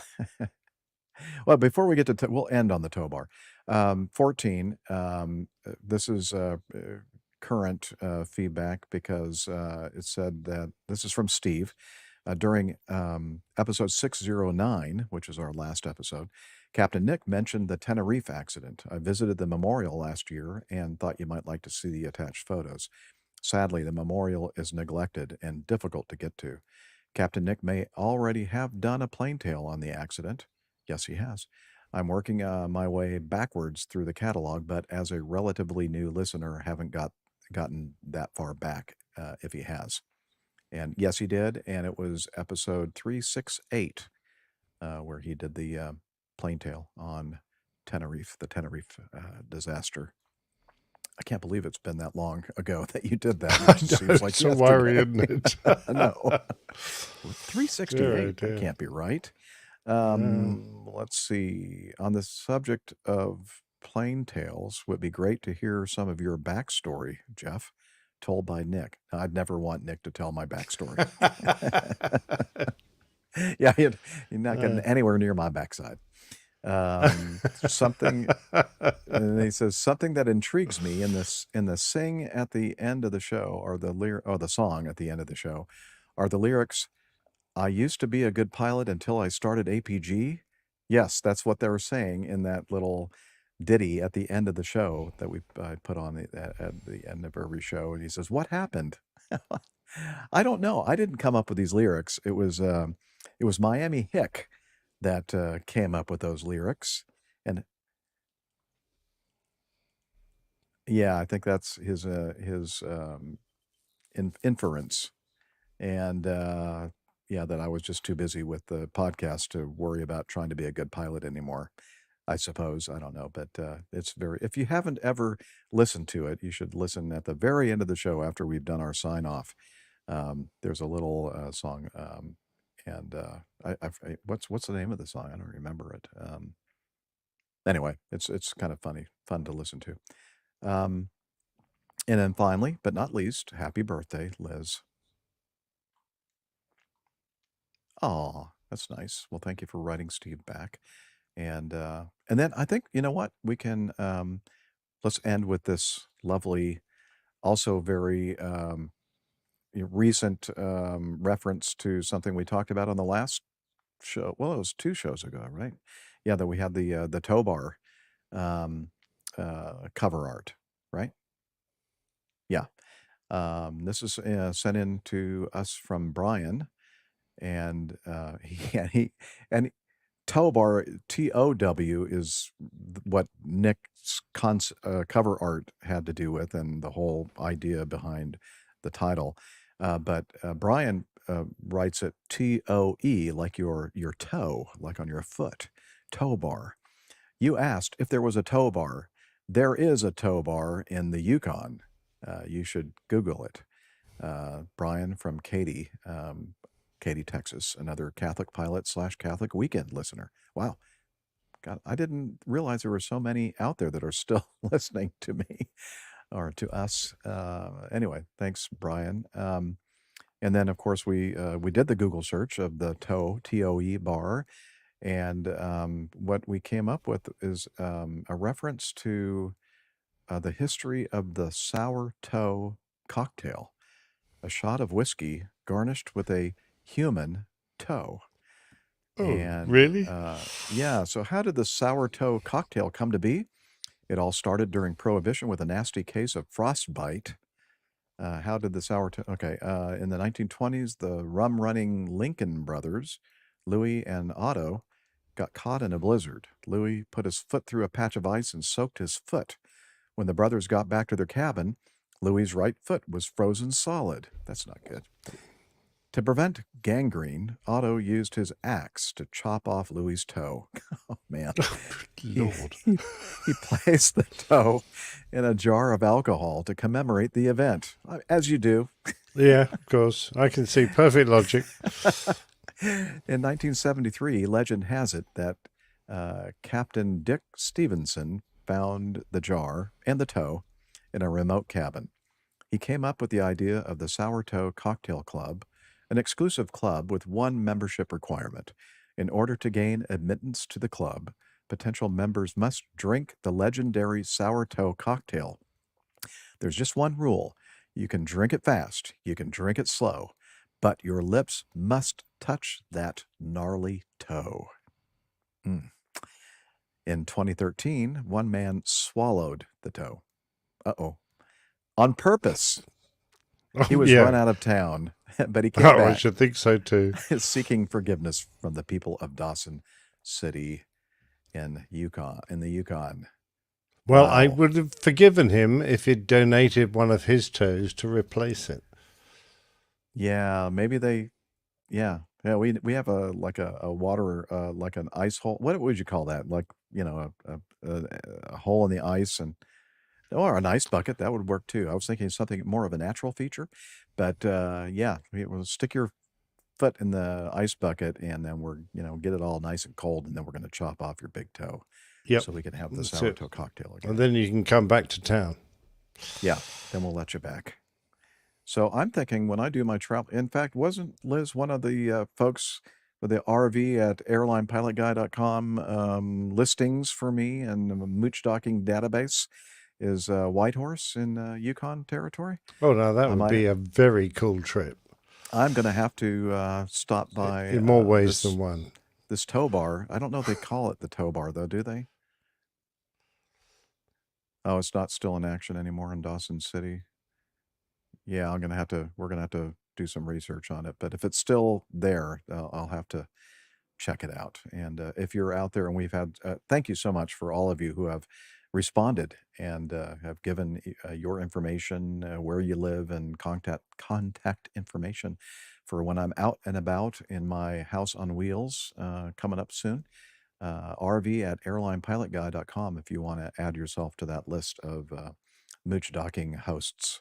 We do appreciate, or I do appreciate it. And that's going to do it. We're going to point you over toward the website, airlinepilotguy.com. Work is still being slowly but surely made on a new server installation, but hopefully it won't look much different once we do get everything switched over, except you'll see the extra little S on the website address. That's airlinepilotguy.com, where you'll find information about the site. Not the site. You'll find information about the crew and the community, and more information about Plane Tales, how you can watch us on YouTube. We have a library. We have APG store where you can buy T-shirts and stuff like that with APG stuff on it. And what else? The community calendar and so much more. So head over to airlinepilotguide.com, and we are on social media, and Captain Nick is going to do the honors this episode. Oh, yeah, definitely. If you're a Facebook fan, then go and look for Airline Pilot Guy, all one word. And if you enjoy Twitter, now called X, then at APG Crew is our handle there. And it's very similar on Instagram, just APG Crew. And indeed, finally, there is... I'm getting apologies from the producer, but no pictures. There we go. We would suggest, particularly if you want to see the making of the sausage, you go to youtube.com/airline pilot guy, and you'll see the video of our podcast creations. It's a very tasty and spicy sausage. So yeah, well, it's got a few gnarly toes in it, but apart from that, I think it's great. By the way, I've found a bit more about that. Apparently, the fine for swallowing the toe was $1,900. Oh, yeah. There you go.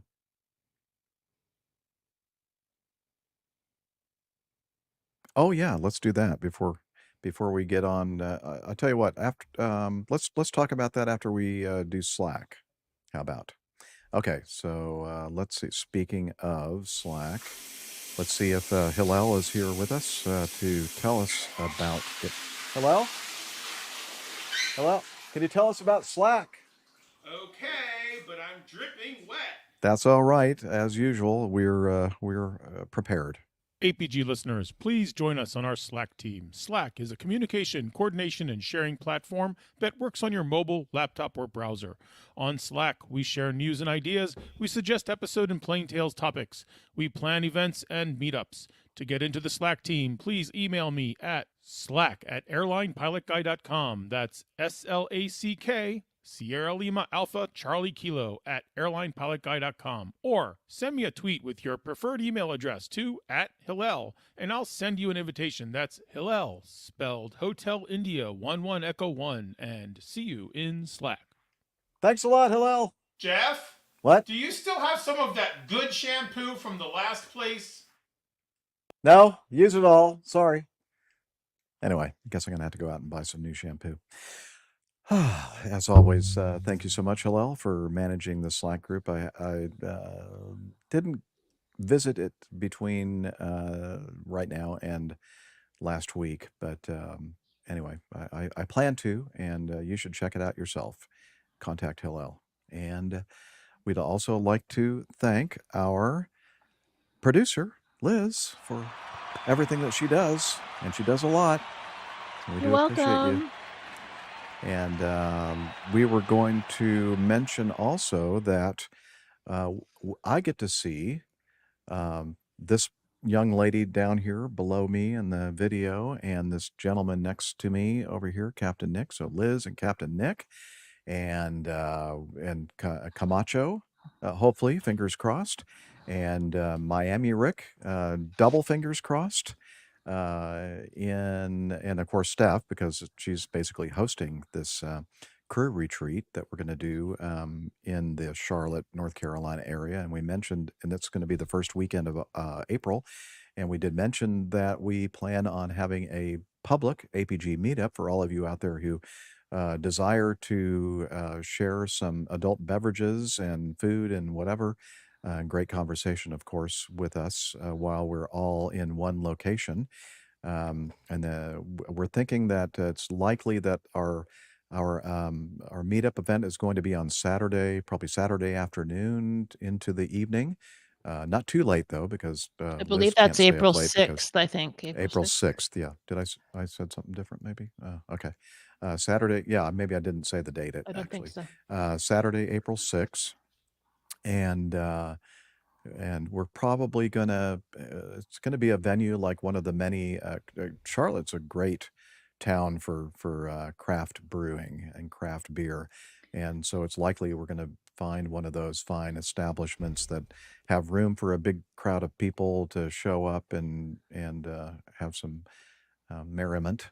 And so be looking out for announcements for that. Hopefully by the next episode, we'll have nailed it down, the exact location and time and all that kind of stuff. So we're working behind the scenes to nail it down for you. But it's going to be a great, no matter where we're going to be, it's going to be a great time had by all. So if you're in the Charlotte area, or if you're like Sean and Karen in Tulsa, they're going to fly to Charlotte and meet up with us there. So if you're like them and you want to fly into town and be with us on the meetup on Saturday, April 6th, stand by for further updates. And Jeff, breaking yes. news. Oh, do we? Yeah, I found the location of this bar. It's Downtown Hotel in Dawson City, the Sourdough Saloon. Apparently, they have about 10 toes on in bottles because people keep donating them. And why? Yeah. Well, I don't know, because they think it's nice to keep the original one was going. swallowed, I guess. Exactly right. One was a British Marine who lost his toe to frostbite during the Yukon Arctic Ultra Marathon. That's one of the most recent one. Another man donated a toe that he lost to gout. Anyway, they have this. This is an ongoing tradition right to this very day. So more information on USA Today. Yes, it's called the Sourdough Saloon in Dawson City, I believe. Sourdough Saloon in Dawson City, Yukon. One of the Utah YouTube channels I watch is a guy that's in Alaska, and it's it's very much like the kind of thing that I'm going to be in, except not at all, because it's like this. It's like it, but not at all. And I'll have to have a picture of it. Hopefully, it's showing right now. Flashing it up there on the audio podcast chapter image. But this guy he's in a truck, but it has a house on it, but it's like he built like a little cabin on the back of this on the truck bed of this big like Ford 350 or something like that with a club cab. It's just look at it and you'll understand it. And I'll have a link to his YouTube channel. But anyway, I was just watching it, I think either this morning or yesterday or last night, and his latest episode. And he's driving by somewhere up. It's in Alaska though, but it's like between Fairbanks and whatever that area is, like on the Arctic Ocean, somewhere in between there. And I remember seeing a sign that said Sourdough Saloon. I thought it said Sourdough Saloon. Maybe it said Sourdough something. Maybe they have more than one location. I don't know. Or maybe they advertise far and wide. Yeah. Well, there's apparently no shortage of toes in Canada. Well, I mean, I guess conditions are quite extreme. Harsh. And I can see, very harsh. And I'm actually on the DawsonCity.ca listing /Sourdough Saloon, and the pictures that are flashing up with these dead toes, black toes, floating, are quite disgusting. Quite disgusting. So Jeff, you do have an obligation. So could you want to wrap the show up and you can get to church? I do have an obligation that I need to head to. Although, while we were recording the show, I did get a message that the person that I was going to be meeting up with for the fish fry /dinner is not going to be able to make it, so I don't feel. Oh, you've been stood up. Okay, fine. Leave, we're second choice. Anyway, but I am going to go. We got to end this thing eventually. We got to let's end it all. People a break. Yeah, let's end it all.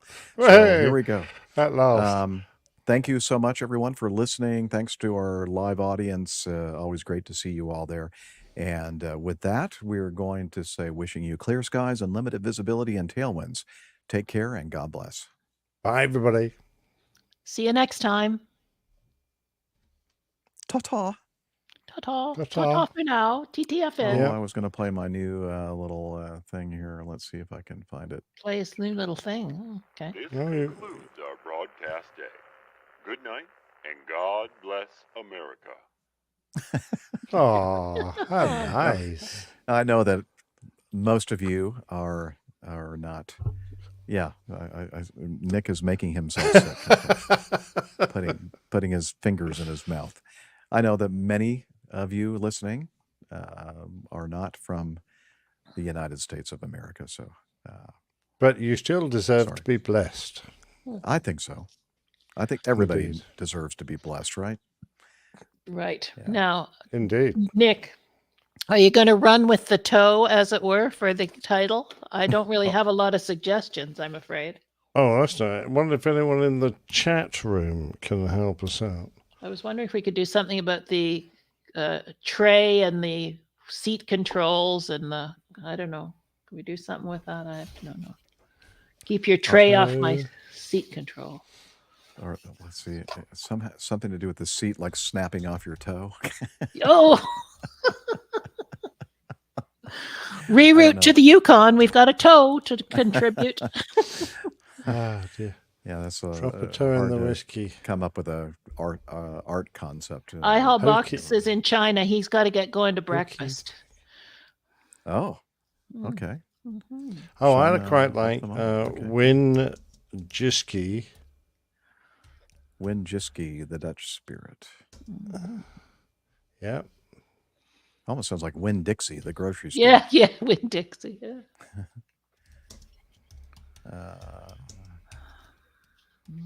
Actually, I was just thinking, remember the story of the little boy who put his finger in the dike? The dike, yeah. Put his toe in the dike? I thought it was his finger. No, it was. I know. I was playing with the toe. Yeah, she was adapting it to her. Exactly. Well, we could kick that guy in the ice hole. Yeah, we could have a little Dutch ball putting bottles of Win and Jiski in the holes in the dike. I don't know. There you We'll go. see. That could be good. I don't really have a lot of inspiration, I'm afraid. Toes to the nose. Ooh, yes. Ashes the lips. Isn't Toe it? to the That's lips, yeah. Yeah. I Kiss like the rhyming there. Kiss that toe. Kiss the toe. Mm-hmm. Right. Yeah. Okay, I've got something there. Or you could have Kiss the toe. Don't eat it. You could have that student pilot. I'm here to help. I'm here to help. Indeed. Mm. I think he's been drinking the Win Jiski. Yeah, I think so. All right. Pilot, here to help. Okay. Got something to work with. Thank you, All sir. right. Very Okay, good. everybody, we're going to go so Jeff can get off to church. Thanks for hanging with us on this Friday. Have a good weekend. Or Hanging Saturday, 10. whatever day it happens to be, wherever you are. Hanging Bye. 10 toes. Yeah. What? Is that Hanging- what they were doing? Yeah. Chop them off. Hanging 10 is Toes what to you the do on a nose. surfboard, right? Okay, going to end the Exactly. stream now. Bye. Okay. Oh, Bye.